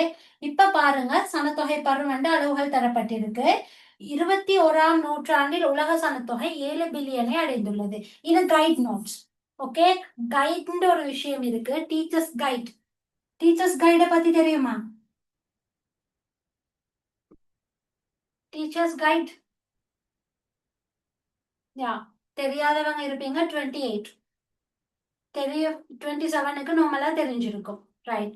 டீச்சர்ஸ் கைட் நானும் ஷேர் பண்ணி இருப்பேன். ரைட். டீச்சர்ஸ் கைட்னு சொல்றது டீச்சர்ஸ்க்கான கைட். ஓகே. இப்ப நான் ஜியோகிராஃபி டீச்சர்ன்ற வகையில ஏ லெவல் ஜியோகிராஃபி கைட்ஸ் இருக்கு. டீச்சர்ஸ் கைட், கிரேட் 12 கைடு இருக்கு, கிரேட் 13 கைடு இருக்கு, ரெண்டுக்குமே கைடு இருக்கு. சரியா? அப்ப டீச்சர்ஸ் கைட் வந்து ஆல்ரெடி பிரிண்ட் பண்ணி அவுட் பண்ணப்பட்டது தானே. அதுல சில பிழைகளும் இருக்கு. அதுக்கடுத்து அப்டேட் இல்ல. இப்ப புதிய டேட்டா அதுகிட்ட இல்ல. அதனால டீச்சர்ஸ் கைட்ல சொல்லப்பட்டிருக்கிற பாயிண்ட் தான் இது. அது டீச்சர்ஸ் கைட்ல சொல்லப்பட்டிருக்கு, 21ஆம் நூற்றாண்டில் உலக சனத்தொகை 7 பில்லியனை அடைந்துள்ளது. சரியா? 7 பில்லியன் அடைஞ்சிருக்குன்னா டீச்சர்ஸ் கைட்ல பழைய டேட்டா 7 பில்லியன். இப்ப உலக சனத்தொகை 8 பில்லியனை அடைஞ்சிட்டது. சரியா? சோ இங்க பாருங்க 2011 இந்த இடத்துல போட்டிக்கிறேன், கவனிங்க. இங்க பாருங்க 2011, 2023, 2050, 2100 இத பத்தி நான் சொல்ல போறேன். ஒவ்வொரு வருட ரீதியாக எப்படி சனத்தொகை போகும்னு சொல்லி. ஸ்டூடெண்ட் கைடு இல்ல சது. சரியா? ஸ்டூடெண்ட் கைடு இல்ல. நீங்க தான் என்ன செய்யணும்? தேடி தேடி தேடி தேடி படிக்கணும். டீச்சர்ஸ் கைட் டீச்சர்ஸ்க்கு இருக்கு, ஆனா அதைத்தான் ஸ்டூடெண்ட்ஸும் யூஸ் பண்றது. டீச்சர் கைட் வந்து இந்த விஷயங்களை சொல்லி கொடுங்கன்னு இருக்கும், சுருக்கமா இருக்கும். சரியா? உங்களுக்கு ஸ்டூடெண்ட் கைட் தரையலாத என்ன அப்படி? இது கம்படிட்டிவ் எக்ஸாம், நீங்க தான் தேடி தேடி தேடி படிக்கணும். சரியா? ரைட். நல்ல ஒரு டவுட். ரைட். 2011 பாருங்க, உலக சனத்தொகை 2011 கால பகுதியில 7 பில்லியனா இருந்தது. சரியா? 2011 உலக சனத்தொகை 7 பில்லியன். 2023 உலக சனத்தொகை வந்து 8 பில்லியன் ஆகிட்டது. குறிப்பா பாத்தீங்கன்னா 2022 நவம்பர் 15 8 பில்லியனாவது குழந்தை பிறந்தன்னு பெரிய செலிப்ரேஷன் நடந்தது. 8 பில்லியன் அடைஞ்சது. சரியா? So 2023 8 billion. சது சொன்ன 8.2 பில்லியன் இதுதான். பட் 8 பில்லியன் நாங்க ஜென்ரலா வச்சுக்கொள்றோம். ஓகே. அதுக்கு அடுத்து 2050. ஓகே. 2050 வந்து இப்ப எதிர்பார்ப்பு இன்னும் 2050 வரல தானே. 2050ஆம் ஆண்டு உலக சனத்தொகை 9 பில்லியனாக மாறலாம் அப்படின்னு எதிர்பார்க்கப்படுது. 2050 9 பில்லியனாக உலக சனத்தொகை மாறலாம்னு எதிர்பார்க்கப்படுது. அதே மாதிரி 2100ஆம் ஆண்டு உலக சனத்தொகை 11 பில்லியனாக மாறலாம்னு எதிர்பார்க்கப்படுது. சரியா? சோ நினைவு வச்சுக்கொள்ளுங்க, 2011 7, 2023 8 பில்லியன் ஆகிட்டது. குறிப்பா பாத்தீங்கன்னா 2022 நவம்பர்ல ஆகிட்டது. அப்ப நான் 2023 போட்டிக்கிறேன் 8 பில்லியன். 2050 9 பில்லியன் ஆகும் எதிர்வு கூறப்படுது. 2011 11 பில்லியன் ஆகும் சொல்லப்படுது 2100. ஓகே. சோ இதுதான் சனத்தொகையின் பருமன். இந்த 2050 2100 வந்து எதிர்வு கூறல், கெஸிங். சரியா? எதிர்வு கூறல், கெஸிங், இப்படி ஆகலாம் அப்படின்னு சொல்றேன். சரி. இப்ப இதே எம்சிக்கு வரலாம். உலக சனத்தொகை 7 பில்லியனாக வளர்ச்சி அடைந்த ஆண்டு 2011, 2025. சரியா? 1900 அப்படியெல்லாம் எக்ஸாம்ல கேட்கலும். ஆன்சர் 2011. இல்லைங்கதா? இப்படி எக்ஸாம்ஸ்ல எம்சிக்கு வரையும். கிளியரா இது? யார்கிட்ட ஃபுல் நேம் கேட்டிருக்கு?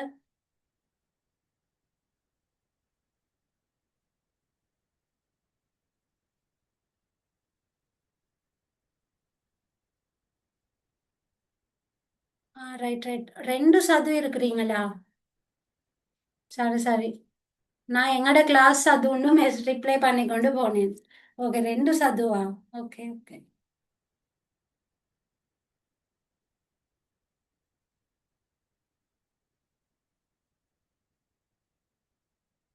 ஃபைன் தானே? விளங்கிச்சு தானே? ஓகே. இதை விளங்கிக் கொள்ளுங்க. இது பேசிக் இன்ஃபர்மேஷனே. சனத்தொகை பருமன். சனத்தொகை பருமன் வந்து பெரிய கஷ்டம் இல்லை. பெருசா எக்ஸாம்ல விளக்கம் எழுதுறதுக்கெல்லாம் வாரது இல்ல. சனத்தொகை பருமன்ல அந்த அளவுகள் விளங்கிக்கணும். விளங்கிச்சு? இப்ப உலகத்துல கண்ட ரீதியாக சனத்தொகை பருமன் எங்க அதிகம் அப்படின்றது விளங்கணும். சரி. கண்ட ரீதியாக எங்க சனத்தொகை குறைவு அப்படின்றது விளங்கணும். அப்படியான பாயிண்ட்ஸ் வந்து எம்சிக்யூக்கு வரலாம். நான் அடுத்து மூவ் பண்றேன். இந்த பாருங்க கண்டங்க. சரி. இதெல்லாம் எலவல் எம்சிக்யூ. கண்டங்களின் அடிப்படையில் உலக சனத்தொகை பருமன் தந்திருக்கு பெர்சன்டேஜ். கண்டங்கள்னு சொல்ற நேரத்துல உங்களுக்கு நார்மலா தெரியும் என்ன, ஆசியா இருக்கு, ஆப்பிரிக்கா இருக்கு, ஐரோப்பா இருக்கு, வட அமெரிக்கா, தென் அமெரிக்கா. இதுல தென் அமெரிக்கான்னு சொல்ற வேர்டு இருக்குது தானே, இது வந்து லத்தீன் அமெரிக்கா அப்படின்னு நினைவு வச்சு கொள்ளுங்க. தென் அமெரிக்கான்னு சொல்லாம லத்தீன் அமெரிக்கா அப்படின்னு நினைவு வச்சு கொள்ளுங்க. ஏலெவல் எக்ஸாம் பேப்பர்ல தென் அமெரிக்கான்னு வாரது இல்ல, லத்தீன் அமெரிக்கான்னு தான் வாரம். அதாவது இப்படி.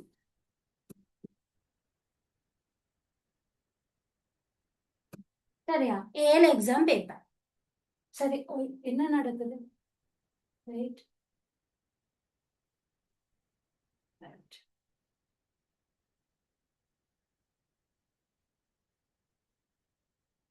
ஓகே,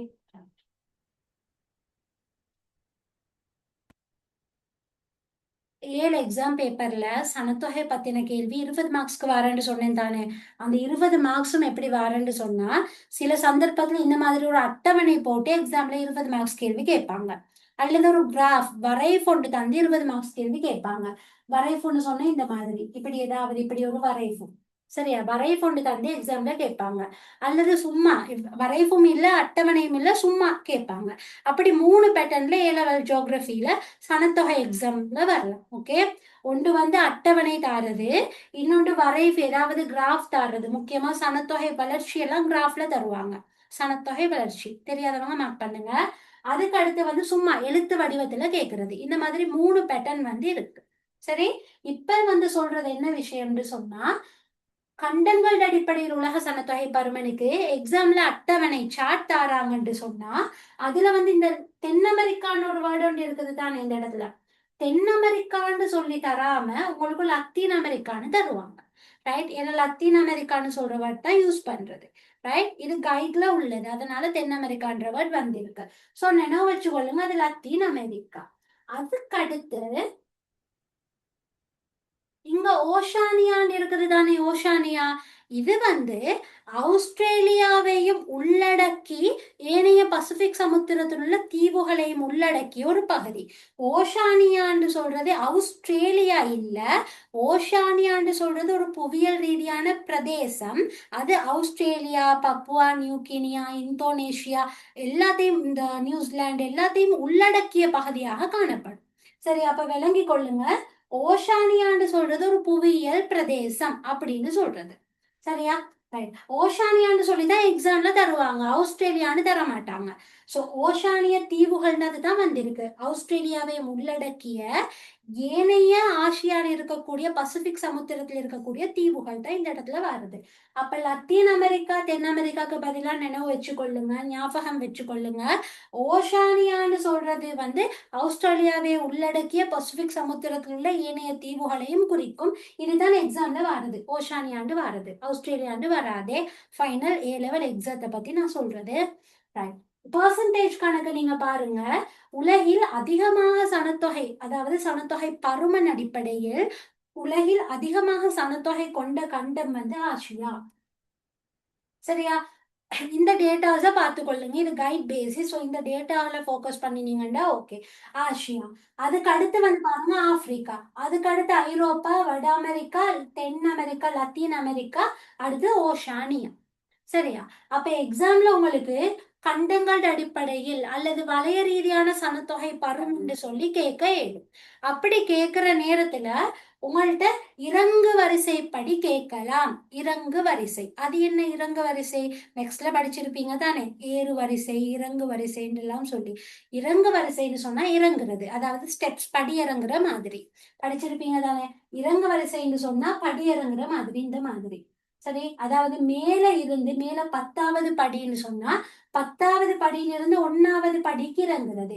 இறங்கு வரிசை எப்பவுமே கூடிய நம்பர்ல இருந்து குறைந்த நம்பருக்கு போகும். இறங்குறது, ஸ்டெப்ஸ் இறங்குறது கூடிய எண்ணிக்கையான படியில இருந்தானே குறைந்த எண்ணிக்கையான படிக்கு போவீங்க. அதே தான் இங்க நடக்கிறது. அப்ப எக்ஸாம்ல எம்சிக்யூல இறங்கு வரிசைன்னு கேட்டா நினைவு வச்சுக்கொள்ளணும், கூடிய நம்பர்ல இருந்து குறைஞ்ச நம்பர், கூடிய நம்பர் டு குறைஞ்சது. அப்ப ஏறு வரிசைன்னு சொன்னா என்னன்னு சொன்னா ஏறுறது, ஸ்டெப்ஸ் ஏறுறது. ஏறுறது எப்பவுமே உங்களுக்கு தெரியும், சின்ன நம்பர்ல இருந்து பெருசுக்கு. சரியா, அப்ப ஏறு வரிசை வந்து இந்த ஏறு வரிசை சின்னதுல இருந்து பெருசுக்கு, இறங்கு வரிசைன்னு சொல்றது பெருசுல இருந்து சின்னதுக்கு. ஓகே, ஏறு வரிசை இறங்கு வரிசை தெரியாதவங்க கூட இருக்கிற, அதனாலதான் அதை சொன்னேனே. ரைட், இது ஓகே தானே? அப்ப எக்ஸாம்ல கேக்குறாங்க, உலகில் சனத்தொகை பருமன் அதிகம் கொண்ட கண்ட பகுதி, ஆசியா ஆன்சர். உலகில் எக்ஸாம்ல கேக்குறாங்க, உலகில் சனத்தொகை பருமன் அடிப்படையில் இறங்கு வரிசையை தெரிவு செய்க. இறங்குன்னா பெரிய நம்பர்ல இருந்து சின்னது. ஆசியா, ஆப்பிரிக்கா, ஐரோப்பா, வட அமெரிக்கா, தென் அமெரிக்கான்னு போ. ஓகே, இதை விளங்கி கொள்ளுங்க. That's it. Done. Right, so இப்போ வரையும் படிச்சதுல இருந்து உங்களுக்கு குயிக்கா கொஸ்டின்ஸ் கேட்குறேன், எனக்கு ஆன்சர் பண்ணுங்க. ரெடியா? கொஸ்டின்ஸ் கேட்குறேன், ஆன்சர் பண்றதுக்கு ரெடியா? ஆம் டீச்சர். ரெடி. அதர்ஸ்? ரைட். இப்போ யாரும் சரி நோட் பண்ணியிருந்தா நோட் எல்லாம் பார்க்கப்படாது, நோட் எல்லாம் பார்க்காம தான் எனக்கு ஆன்சர் பண்ணணும். சரி, ரெடி. ரைட், ஸோ இப்போ நான் இது பண்றேன். இப்போ கொஸ்டின் கேட்க போறேன்னு, குயிக்கா ஆன்சர் பண்ணணும். செக் பாக்ஸ்ல ஆன்சர் பண்ணுங்க. மைக் அன்மியூட் பண்ணி ஆன்சர் பண்றதை விட செக் பாக்ஸ்ல பண்ணுங்க. ஃபர்ஸ்ட் யாரு ரிப்ளை பண்றீங்கன்னு சொல்லி பார்த்துக்கொள்ளுங்க. கொஞ்சம் இருங்க.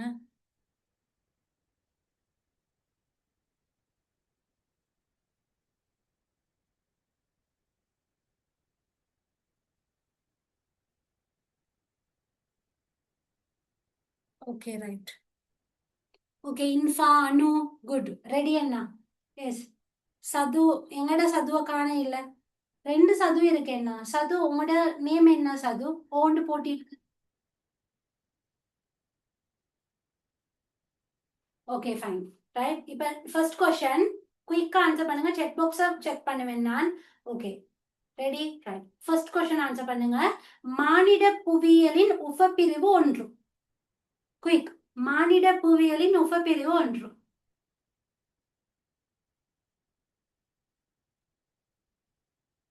என்னப்பா இது? எங்க? ரைட், அரசியல் புவியியல், விவசாய புவியியல். ரைட், கலாசார புவியியல். யா, நினைவு வச்சுக்க சொன்ன எப்படி? குடியிருப்பு புவியியல்னு சொன்னா நகர் புவியியல், கிராமிய புவியியல். பொருளாதார புவியியல்ண்டா எப்படி ஞாபகம் வச்சுக்க சொன்ன? விவசாய புவியியல், கைத்தொழில் புவியியல். ரைட், அடுத்து வரலாற்று புவியியல் இருக்கு, அரசியல் புவியியல் இருக்கு, கலாசார புவியியல் இருக்கு. Okay, good. ரைட், நல்லா. யா, குடியிருப்பு புவியியல், அது கிராமிய புவியியல், நகர் புவியியல் நினைவு வச்சு கொள்ளலாம். குட். இப்ப அடுத்த கொஸ்டின், ரெடி ஆகுங்க. மேபி இது தெரியாம இருக்கையிலும் நான் குயிக்கா சொல்லிட்டு போயிட்டேன். மாண்ட புவியியல் எனும் சொற்பதத்தை முதலாக பயன்படுத்தியவர். யா, ஃபர்ஸ்ட் ஆன்சர் சுலேகாவா? Yeah, Rachel. Very good, Rachel. Rachel தான் ஃபர்ஸ்ட் பயன்படுத்தி இருக்கு. இப்ப அடுத்த கொஸ்டின், வெரி குட். சனத்தொகையின் பண்புகள் ஒவ்வொன்றும், ஏதாவது ஒவ்வொருத்தர் சொல்லுங்க. சனத்தொகையின் பண்பு. பருமன். வெரி குட் சது. சது ஃபர்ஸ்ட் ஆன்சர். பரம்பல், இன்ஃபா. சேர்க்கை, குட் சுலேஹா. ஹிஜ்ரா, வளர்ச்சி. Very good. விட்டத குயிக்க சொல்லுங்க. பரம்பல். யா, கட்டமைப்பு. குட் அனு. கட்டமைப்பு. Right, good. சரியா, அது சனத்தொகையிட பண்புகள். ரைட்.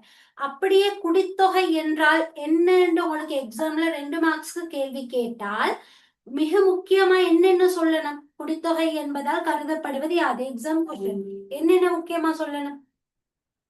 குறிப்பிட்ட குட் ருக்கையா. காலம், பிரதேசம், வாழக்கூடிய மக்கள். Very good. காலம், பிரதேசம், குறிப்பிட்ட பிரதேசத்தில் குறிப்பிட்ட காலப்பகுதியில் வாழக்கூடிய மக்கள். Very good Ruqayya, first answer. Right, good. இப்ப அடுத்த கொஸ்டின், உலக சனத்தொகை பண்புகள்ற இப்ப நான் சொல்றது என்ன பண்புன்னு கண்டுபிடிக்கணுமே. உலக சனத்தொகை பண்புல உலகத்தை மொத்தமா எடுத்தா தென்னாசியால அதிகமான மக்கள் வாழ்றாங்க, பாலைவனத்துல குறைவாக மக்கள் வாழ்றாங்க. ஏ ருக்கையா, அவசரம். சது, குட். பரம்பல். ரைட், என்ன ருக்கையா, அவசரம்.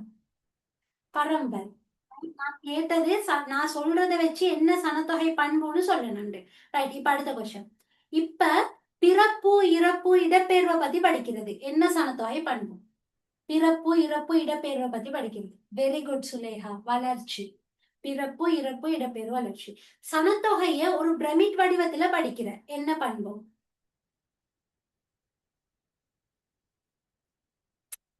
ஆஷிஃபா ரைட். யா அண்ணா குட். கட்டமைப்பு சனத்தொகை ஒரு பிரமிட்டை படிச்சா கட்டமைப்பு. கொஞ்சம் ஸ்லிப் ஆகலையா? கட்டமைப்பு right. இப்ப உலகத்தில் அதிகமாக பின்பற்றக்கூடிய மொழி அதை எந்த பண்புல படிக்கிறது?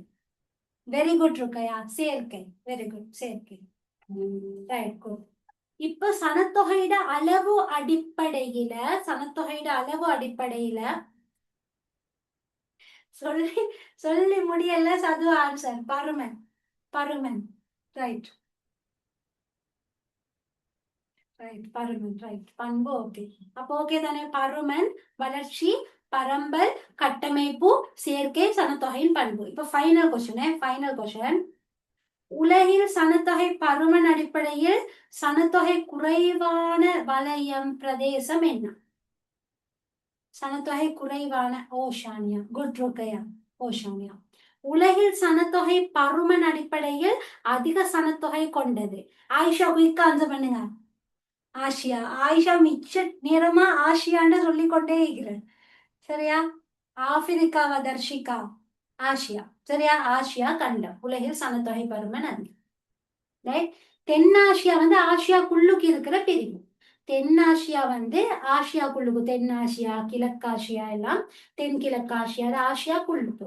நான் கேட்ட கேள்வி வந்து மொத்தமாக தானே, மொத்தமா அந்த பிரதேசம், அந்த கண்டம். Okay very good. Okay then இதுல என்ன சாரி டவுட் இருக்கா? கான்டாக்ட் பண்றேன்டா என்னோட நேம்ல பக்கத்துல போன் நம்பர் இருக்கு, கான்டாக்ட் பண்ணி கொள்ளையிலும். சரி. அதுக்கு அடுத்து வந்து தேர்ஸ்டே உங்களுக்கு ஃப்ரீ கிளாஸ் இருக்கு. ஃப்ரீ கிளாஸ்ன்றதுனால நான் டியூட்ஸ் வந்து உங்களுக்கு டிஸ்கஸ் பண்ண இல்லை. ஓகே.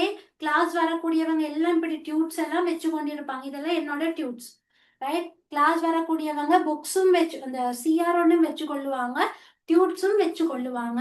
இன்ஷால்லா நான் பார்த்து டியூட்ஸ்ல சில பேஜஸை வந்து உங்களோட இந்த ஃப்ரீ கிளாஸ் குரூப்ல போட்டு வைக்கும். சரியா? நீங்க வேண்டாம் அதை வச்சு கொள்ளலாம். நீங்க பெர்மனண்டா கிளாஸ் வர போறீங்கன்னா என்ன ஃபுல் டியூட் எடுத்து நீங்க பிரிண்ட் எடுத்துக்கொண்டு அழகா கிளாஸ் வரையும். Okay right. சரி. ஓகே தென் நான் முடிச்சு கொள்றேன். அப்ப கான்டாக்ட் பண்றவங்க கான்டாக்ட் பண்ணி கொள்ளுங்க. 26 யாரும் சரி இருக்க மாட்டீங்க தானே? 26க்கு பேப்பர் கிளாஸ் நடக்குது. 27க்கு நடந்து கொண்டு இருக்குது. புறவிசை பார்ட் 27 யாரும் சரி இருந்தீங்கன்னா புறவிசை நடக்குது. இப்ப காற்று புறவிசை படிக்கிறோம். 28க்கு இப்ப ஹியூமன் ஜியோகிரபி ஸ்டார்ட் பண்ணி இருக்கு. சரியா? Yeah okay. ரைட். நான் உங்களுக்கு சேனல் இதை வந்து தாரேன். கொஞ்சம் இருங்க அப்படியே. யாரும் சரி இந்த குரூப்ஸ்ல எல்லாம் இல்லை அப்படின்ட்டு இருந்தேன்னு சொன்னா நான் உங்களுக்கு சேனல் லிங்க் தாரேன். நீங்க ஜாயின் பண்ணி கொள்ளுங்க. அதுல வந்து குரூப் டீட்டெயில்ஸ் வந்து நான் போடுவேன். சரியா? இருங்க தாரேன்.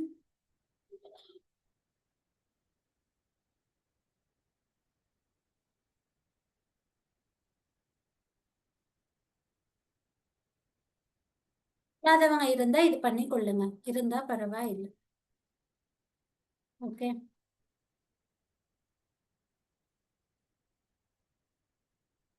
அனு இதை ஃபாலோ பண்ணி கொள்ளுங்க. ஓகே தென் நான் முடிச்சு கொள்றேன். Reema okay fine. Okay then right. அஸ்ஸலாமு அலைக்கும் வரஹ்மத்துல்லாஹி வபரகாத்துஹு. Bye all.